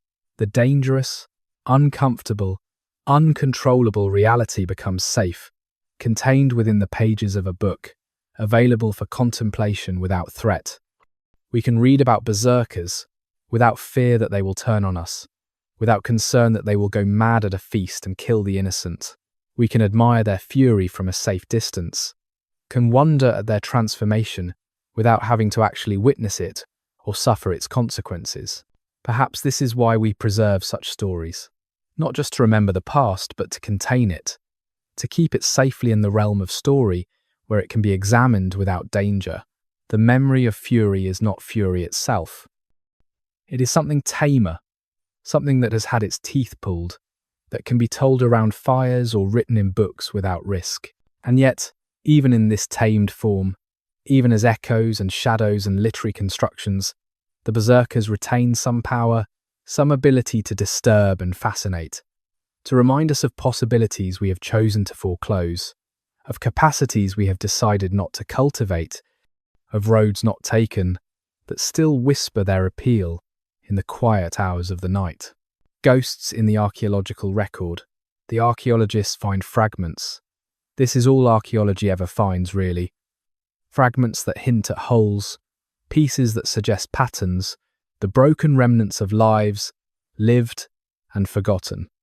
But what fragments tell us about berserkers is intriguing, even if it is incomplete, even if it raises as many questions as it answers. Burial sites across Scandinavia have yielded warrior graves with interesting characteristics. Some contain animal bones, bear or wolf remains, buried alongside the human body. Some contain amulets or rings decorated with animal motifs, particularly bears and wolves in attacking postures. Some contain weapons that show signs of ritual damage, deliberately broken or bent, as if they had been killed along with their owner, as if they too needed to die when the warrior died. One burial in particular, excavated in Sweden in 1992 AD, has drawn scholarly attention. An adult male, dated to approximately 950 AD, buried with full warrior gear, but also with something unusual, a complete wolf pelt, preserved by the particular chemistry of the soil, still recognizable after 1,000 years. The pelt had been placed over the man's body, as if he were wearing it. Around his neck was a silver pendant, showing a wolf and a man merged into a single figure, neither fully animal nor fully human, and his teeth, when examined, showed unusual wear patterns, consistent with the kind of damage that would result from repeatedly biting hard objects, wood or leather or bone. This could be a berserker burial. Could be. The evidence is suggestive but not conclusive. The wolf pelt might have been ceremonial, the pendant might have been decorative, the tooth wear might have come from some other cause. Archaeology deals in possibilities, not certainties. But the possibility is there. The suggestion that this man, whoever he was associated with the wolf warrior tradition in some way, either as a practitioner or as someone who wished to be buried with the symbols of that tradition. Other sites have yielded similar suggestive evidence. A burial in Norway with a bear claw necklace and weapons showing patterns of ritual use. A mass grave in Denmark where several of the bodies show healed wounds, consistent with the kinds of injuries berserkers are described as receiving and surviving, and several cuts and punctures that should have been fatal but were not. a hoard of silver coins in Iceland that includes Byzantine and Arab coinage, suggesting service in foreign lands, buried along with a damaged but finely made axe and a runic inscription that mentions Odin. None of this proves anything definitively, but it builds a picture, suggests that the literary descriptions of berserkers correspond to some reality, that there were indeed warriors who associated themselves with bears or wolves, who engaged in practices that marked them as different from ordinary fighters, who were valued enough to be buried with wealth and honour, but also marked as distinct, as apart, as touched by something that separated them from normal men. The archaeologists also find evidence of the violence. Battle sites show skeletal remains with trauma patterns that match saga descriptions, skulls split by axes, ribs pierced by spears, defensive wounds on forearms and hands. Some sites show evidence of individuals who took multiple wounds but continued fighting, whose bones show healing around old injuries, whose bodies absorbed astonishing amounts of damage before finally failing. These could have been berserkers. Could have been. Or they could simply have been tough warriors, men who were lucky or skilled, or just too stubborn to die easily. The problem with archaeological evidence is that it is silent. Bones and objects tell us some things but not others. They tell us what happened but not why. What was done but not what it meant to the people doing it. We can see that warriors were buried with wolf pelts and bear claws, but we cannot know if they actually went berserk, if they experienced the transformation, if they were berserkers in the full sense that the sagas describe, or just warriors who adopted the symbolism without the practice. Still, the fragments matter. They root the sagas in material reality, suggest that the stories, however much they have been shaped by literary purposes, have some basis in actual practice. They tell us that the berserker tradition was not pure invention, not just a narrative convenience, but something that left traces in the ground, in the bones, in the objects that people chose to place in graves with those they honoured and feared. The ghosts in the archaeological record are faint, fragmentary, ambiguous, but they are there, and they whisper, in their silent way, that something real underlies the stories, that the berserkers, whatever exactly they were, walked the earth once and left marks that even 1,000 years cannot entirely erase. The last howl. You are old now, older than you ever expected to be, and you sit by a fire in a land you do not fully understand. The world has changed around you. The gods you worshipped are forgotten or forbidden. The kings you served are dust. The brothers you fought beside are all dead, have been dead for decades, and sometimes you can barely remember their faces, only the feeling of standing with them, howling together, becoming together something more terrible and glorious than any of you could have been alone. Your body remembers, though. Your body always remembers. The scars are maps of battles fought, each one a story you could tell if anyone cared to listen, but no one does. The young men of this Christian land do not want to hear about pagan warriors, about fury and transformation and the ecstasy of violence. They cross themselves when you speak of such things, mutter prayers against evil, hurry away as if your very words might contaminate them. You are the last. You know this. You have known it for years. The others who came with you from the old country, who served in the Emperor's guard, who fought from the mountains to the deserts and back again, they are all gone, fell in battle, or took ship for home and were never seen again, or simply faded away into the populations of the lands where you fought, took local wives and raised local children, and forgot, eventually, what they had been. But you could not forget. You tried. God knows you tried. You took baptism because it seemed expedient, because Christian gold, spent as well as pagan gold, and the emperor wanted Christian soldiers. You learned to make the sign of the cross, to mouth the prayers, to behave as if you believed, but you never did. In your heart, you remained what you had always been, a wolf coat, a servant of Odin, a warrior who had touched something that Christianity could not explain or accommodate or forgive. Tonight, sitting by this fire in this foreign land, you feel it stirring again, the fury, the hunger, the old wildness that you thought you had finally buried, finally left behind. You are 72 years old. You should be past such things. You should be thinking about death and judgment and whatever comes after. But instead, you are thinking about battle, about the feeling of letting go, of sinking into that state where nothing matters, except the moment and the enemy and the savage joy of your own strength. You stand, your joints protest, your muscles, stringy now, depleted by age, remind you that you are no longer young, but you move anyway, walk away from the fire, into the darkness beyond the camp. You are alone. No one follows. No one cares where an old man goes on a quiet night. When you are far enough away that no one will hear, you begin. You do not have the wolf skin anymore. It rotted away years ago, and you were never able to replace it. Never found another that felt right, that carried the same weight of meaning. But you do not need it. The wolf is not in the skin. The wolf is in you, has always been in you. The skin was just a reminder, a key to unlock what was already there. You begin to howl, softly at first, barely more than a whisper, because your throat is old and rough and the sound does not come as easily as it once did.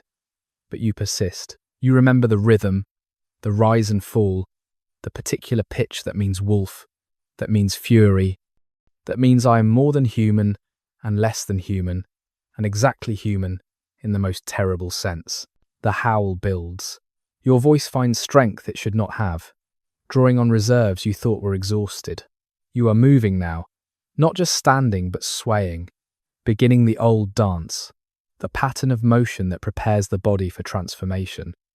Your hands come up, fingers curled into claws. Your breathing changes, deepens, becomes the rapid panting that signals the shift from normal consciousness to something else. And for just a moment, for one last beautiful, terrible moment, you feel it, the fury, the dissolution of self, the becoming. You are 72 years old and alone in a foreign land, and the world has moved on without you. But right now, in this moment, you are what you were, what you always were, beneath the age and the compromise, and the long, slow surrender to civilization. You howl, and it is not the howl of an old man. It is the howl of the wolf, ageless, tireless, hungry. It echoes across the empty land, and for a moment you believe that Odin hears it, that somewhere in whatever afterlife or oblivion awaits you.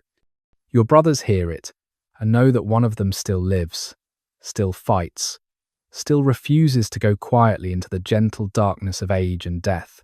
Then it fades. The fury recedes as quickly as it came. You are just an old man again, standing in the dark, breathing hard, heart pounding in a way that frightens you because you know how fragile you have become, how close to breaking. You stand there for a long time, waiting for your heart to slow, for your breathing to calm, for the world to settle back into its ordinary proportions. When you finally return to the fire, no one asks where you went. No one noticed you were gone. And that is right somehow. That is fitting. The last howl should be private, unwitnessed, a final act of defiance that no one sees or hears or remembers. It is enough that you did it. Enough that for one moment, you were again what you were, reminded yourself and the watching gods, if any gods still watch, that the wolf may sleep but never fully dies. You sit by the fire, you close your eyes, and you know, with absolute certainty, that you will not howl again. That was the last time, the last transformation, however brief, however faint. From now until the day you die, you will be just an old man, indistinguishable from any other old man, carrying your memories in silence, taking your secrets to the grave. The wolf has had its final say. And now, at last, it can rest. The debate of scholars, in university offices, and academic conferences. In journals and dissertations and carefully argued monographs, scholars debate the berserkers. They have been debating them for generations, and the debate shows no signs of resolution. This is because the evidence is ambiguous, because the sources are problematic, because we are trying to understand something that happened 1,000 years ago in a culture radically different from our own, using tools of analysis that were developed for very different purposes. One school of thought argues that berserkers were essentially literary creations, that the saga writers took warriors who were simply very aggressive or very skilled and elaborated them into supernatural figures for dramatic effect. In this view, the berserker gang was not a real phenomenon, but a narrative device, a way of marking certain characters as exceptional, as touched by the divine or the demonic. The evidence for this position includes the fact that berserker descriptions become more elaborate and more supernatural as you move forward in time from the events described. The earliest sources are relatively restrained. The later sagas are full of impossible feats, clear exaggerations, obvious literary embellishment. Another school argues that berserkers were real, but that what they were doing was not supernatural, just pharmacological. They were taking drugs, mushrooms, or other psychoactive substances that induce states of altered consciousness. In this view, the berserker gang was essentially a chemically induced high, powerful and effective, but entirely explicable in naturalistic terms. The evidence for this includes the fact that such substances were available in Scandinavia, that their effects match many of the described symptoms of going berserk, and that many warrior cultures around the world have used similar techniques. A third school argues for psychological explanation. Berserkers, in this view, were men who had either natural predispositions toward dissociative states, or who had trained themselves to enter such states through ritual and conditioning. The berserker gang was a form of self-hypnosis, or a combat-induced psychological break, or something similar, real in its effects, but not requiring supernatural or pharmacological explanation. The evidence for this includes modern studies of stress responses, research on dissociative disorders, and accounts from other cultures of warriors who achieve similar states through purely psychological means. Each school can point to evidence that supports its position and interpret away evidence that contradicts it. Each has scholars of considerable learning and sophistication arguing for it. And each, probably, is partially right and partially wrong, because the truth is likely more complex than any single explanation can capture. The berserkers were probably many things at once. They were probably embellished by saga writers, yes, but based on real warriors who did real things. They probably used substances sometimes, but not always, and the substances were probably adjuncts to other techniques, rather than the sole cause of the transformation. They probably had psychological methods for inducing altered states, but those methods were embedded in religious and cultural contexts that we can barely reconstruct, that gave them meaning and power that bare technique alone would lack.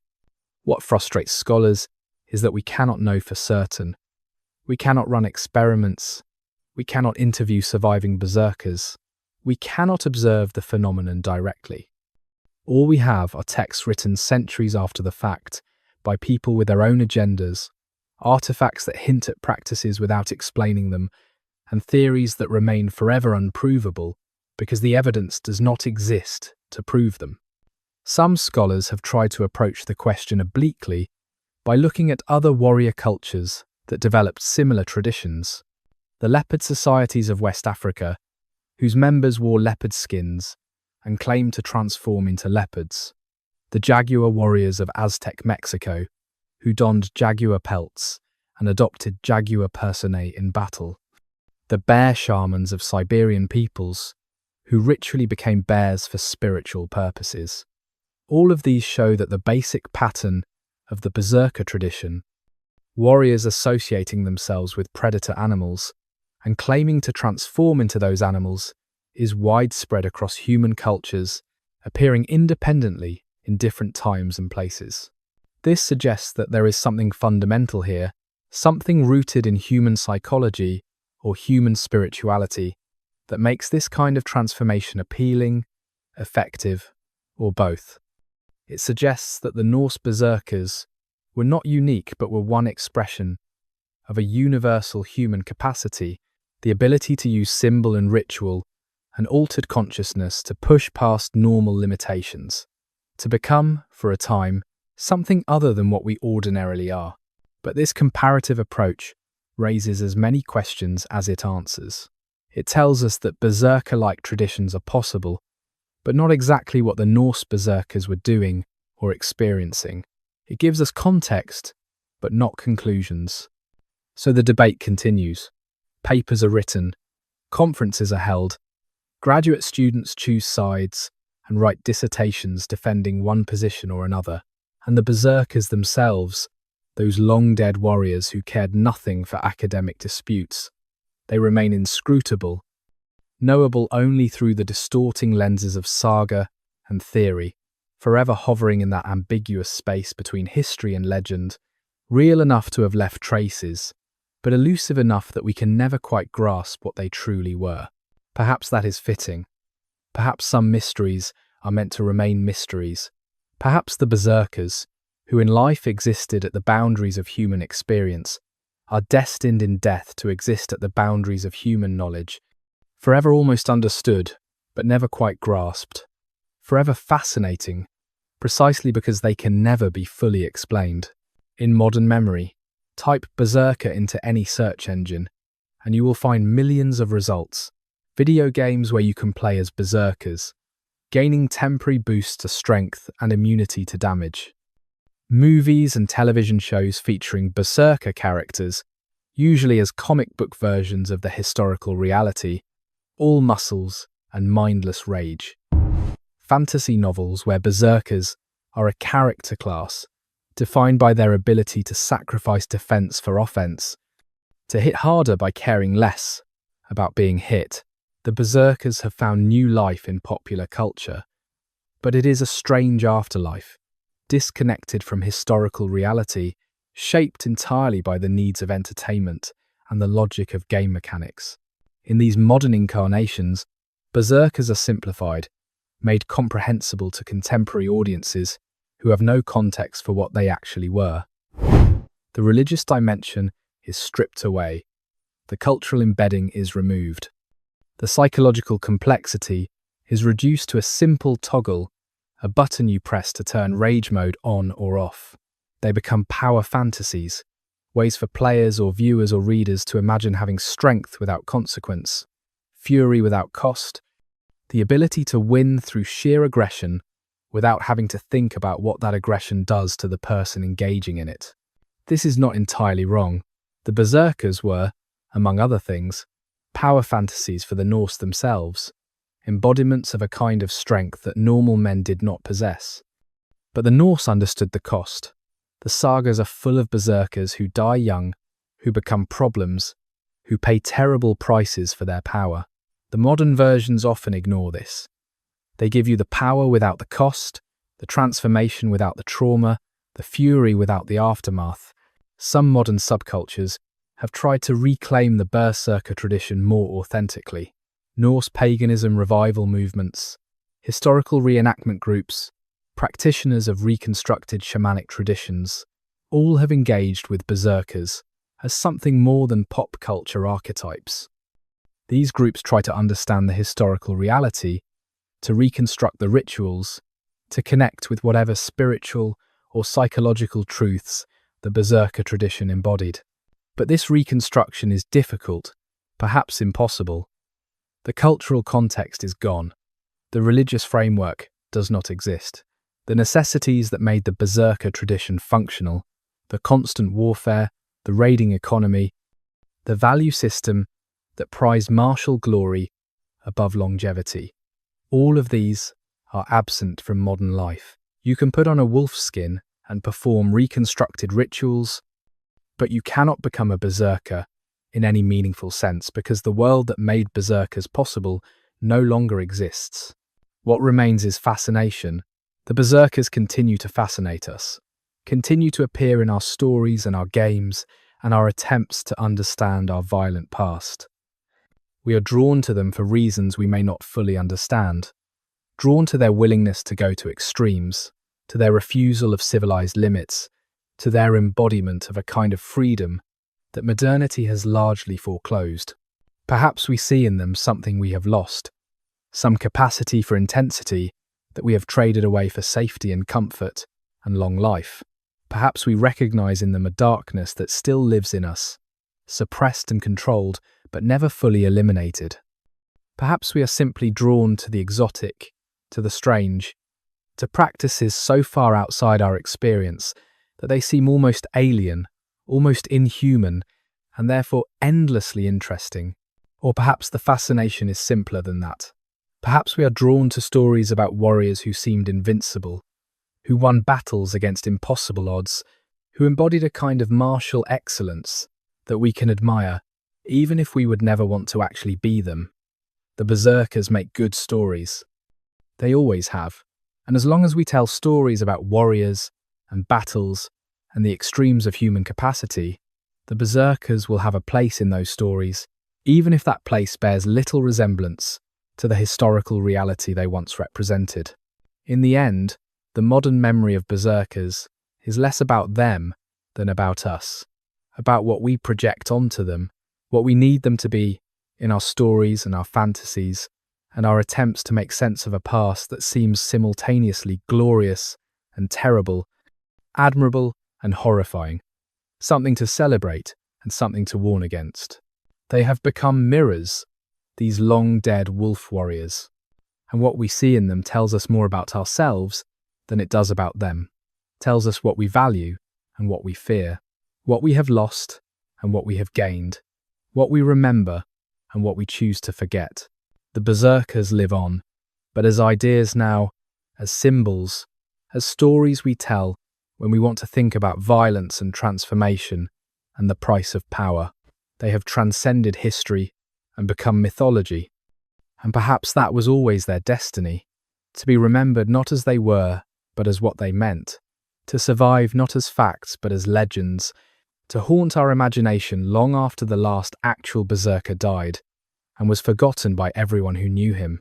Between history and myth, there is a space that all lost traditions occupy, a liminal zone between history and myth, where we can no longer say with certainty what happened, but only what people remember happening. The Berserkers live in this space now, and perhaps they always did, even when they were still walking the earth. Perhaps the line between what they actually were and what they were believed to be was always blurred, always uncertain, always contested. This is not a failure of knowledge. This is the nature of certain kinds of truth. There are truths that can be precisely determined, measured, proven. The Berserkers existed. This is provable. They fought in battles. This is documented. They were feared. This is attested by multiple sources. These are historical facts, as certain as facts can be about events so distant. But there are other questions that cannot be answered with the same certainty. Did they actually transform? In any meaningful sense, did they experience what they believed they experienced? Was the Berserker gang real, as a psychological or spiritual phenomenon, or was it real only as a cultural performance? A role that warriors played because the culture expected them to play it? These questions have no definitive answers, because the evidence does not exist to answer them. And even if it did, even if we had detailed first-person accounts from berserkers describing exactly what they felt and thought and experienced, we would still have to interpret those accounts, would still have to translate experiences that took place in a radically different cultural and psychological framework into terms that make sense to us, so we are left with ambiguity, with the possibility that multiple contradictory things were all true at once, that berserkers were literary inventions and real warriors, psychological phenomena and pharmacological effects, heroes and monsters, men and beasts, all simultaneously, all in ways that cannot be neatly separated or categorized. This ambiguity is uncomfortable for modern minds that want clarity, that want to know definitively what happened and why and what it meant. But perhaps the ambiguity is the point. Perhaps what the Berserkers teach us, across the gulf of 1,000 years, is that human experience is richer and stranger than our categories can capture, that there are modes of being that resist explanation, that some truths live in the spaces between what we can prove and what we can imagine. They were men, this much is certain. They lived and fought and died as men do, but they were also something else, or believed themselves to be something else, or made themselves into something else through techniques and rituals and sheer force of will. And that something else, whatever it was, has echoed forward through time, has survived in stories and scholarly debates and popular culture, and the imagination of everyone who has ever wondered what it would be like to step outside yourself, to become something more than human, even at the cost of becoming something less than human at the same time. Between history and myth is where all transformations live. It is where the human becomes animal, where the ordinary becomes sacred, where the known becomes mysterious. The Berserkers made their home in this space when they lived. Perhaps it is fitting that they remain there in death, dwelling forever in the twilight country between what was and what is remembered, between fact and story, between the provable and the possible, the silence of the wolves. Night falls over the far north. The sun, which barely rose, sinks back toward the horizon, painting the sky in shades of purple and indigo, and the deep blue that is almost black. Snow covers the ground, pristine and trackless, a blank page on which nothing has been written for centuries. The wind moves through the trees, pine and birch and rowan, making sounds like breathing, like whispers, like the world itself, telling secrets to anyone who knows how to listen. This is the land where the Berserkers walked. These forests, these mountains, these shores where the sea beats endlessly against ancient stone. The geography has not changed. The bones of the earth remain what they always were, but the voices are gone. The howls that once echoed through these valleys, that once struck fear into the hearts of men from Ireland to Byzantium, those howls have faded into silence. If you stand here long enough, if you let the cold settle into your bones, and the winds scour your face, and the silence fill your ears, until it becomes a presence of its own, you can almost hear them. Not the actual howls, not the historical reality, but the memory of them, the echo of an echo, the faint suggestion that once, in this place, something extraordinary happened, something that pushed at the boundaries of what human beings can be and do. The wolves are silent now. The real wolves, Canis lupus, still live in these forests, still hunt and breed and raise their young according to patterns older than humanity. But the wolf warriors, the Alfheithna, the men who wore wolf skins and claimed kinship with the beast, they are gone, utterly gone. No living person knows the rituals. No living voice can make that particular howl. No living warrior carries that particular darkness and that particular glory. The silence is peaceful. This is what civilization sounds like. The absence of war cries. The quiet that comes when weapons are set aside and the howling stops. We have gained something in this silence. We have gained safety, stability, the ability to build societies that endure longer than a single warrior's lifetime. We have gained the space to create art and science and philosophy, to contemplate beauty, to develop ethics more sophisticated than might makes right. But we have lost something too. We have lost the knowledge that humans could do what the Berserkers did, could transform themselves so radically, could touch states of consciousness and extremes of experience that we now consider impossible or insane or both. We have lost the connection to that fierce, uncompromising approach to life that said, yes, I will burn bright, even if it means burning out. Yes, I will risk everything for glory. Yes, I will become a beast, if that is what it takes to become more than merely human. The snow continues to fall. The wind continues to blow. The forest stands unchanged, patient, eternal, indifferent to human concerns and human histories. Somewhere beneath this snow, are the bones of berserkers, men who died 1,000 years ago and whose graves have long since been lost. Somewhere in the depths of these forests are places where they performed their rituals, where they put on their skins and called to their gods and worked themselves into the fury that would carry them through battle. But there are no markers, no monuments, no plaques that say here once stood warriors who became wolves. The berserkers left few permanent traces. They were not builders of temples or cities.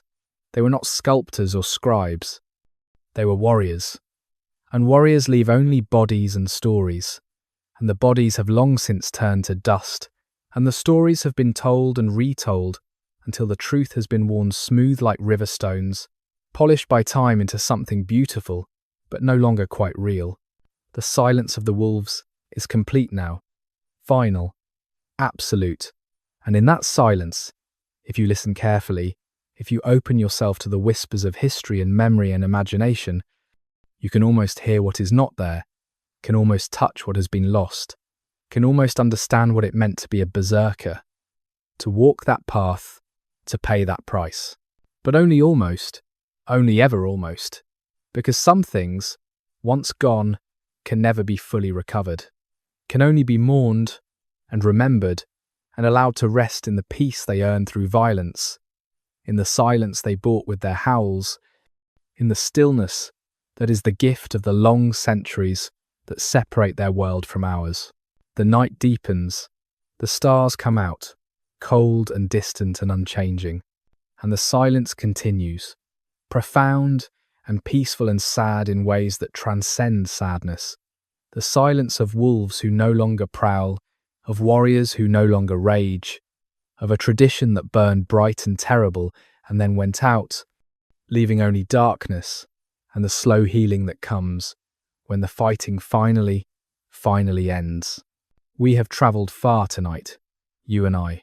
We have walked with warriors who made themselves into beasts, who touched extremes of human experience that most of us will never know, and perhaps should never know. We have watched them rise and fall, seen them in their glory and their degradation, followed them from the founding of royal dynasties to exile in frozen wastes. We have tried to understand them, knowing that understanding may be impossible, that some experiences remain forever foreign, no matter how much we study them, how carefully we examine the evidence they left behind. What can we say we have learned? That violence has costs that extend beyond the battlefield, that transformations once made cannot always be unmade, that the line between hero and monster is thinner than we like to believe, that there are capacities in human nature that we have chosen, as a civilization, to suppress and contain, and that this choice has brought both gains and losses. That the past was different from the present in ways that go deeper than technology or politics, in ways that touch on what people believed was possible and what they were willing to become. The berserkers are gone. This is not tragedy, exactly, though it has elements of tragedy.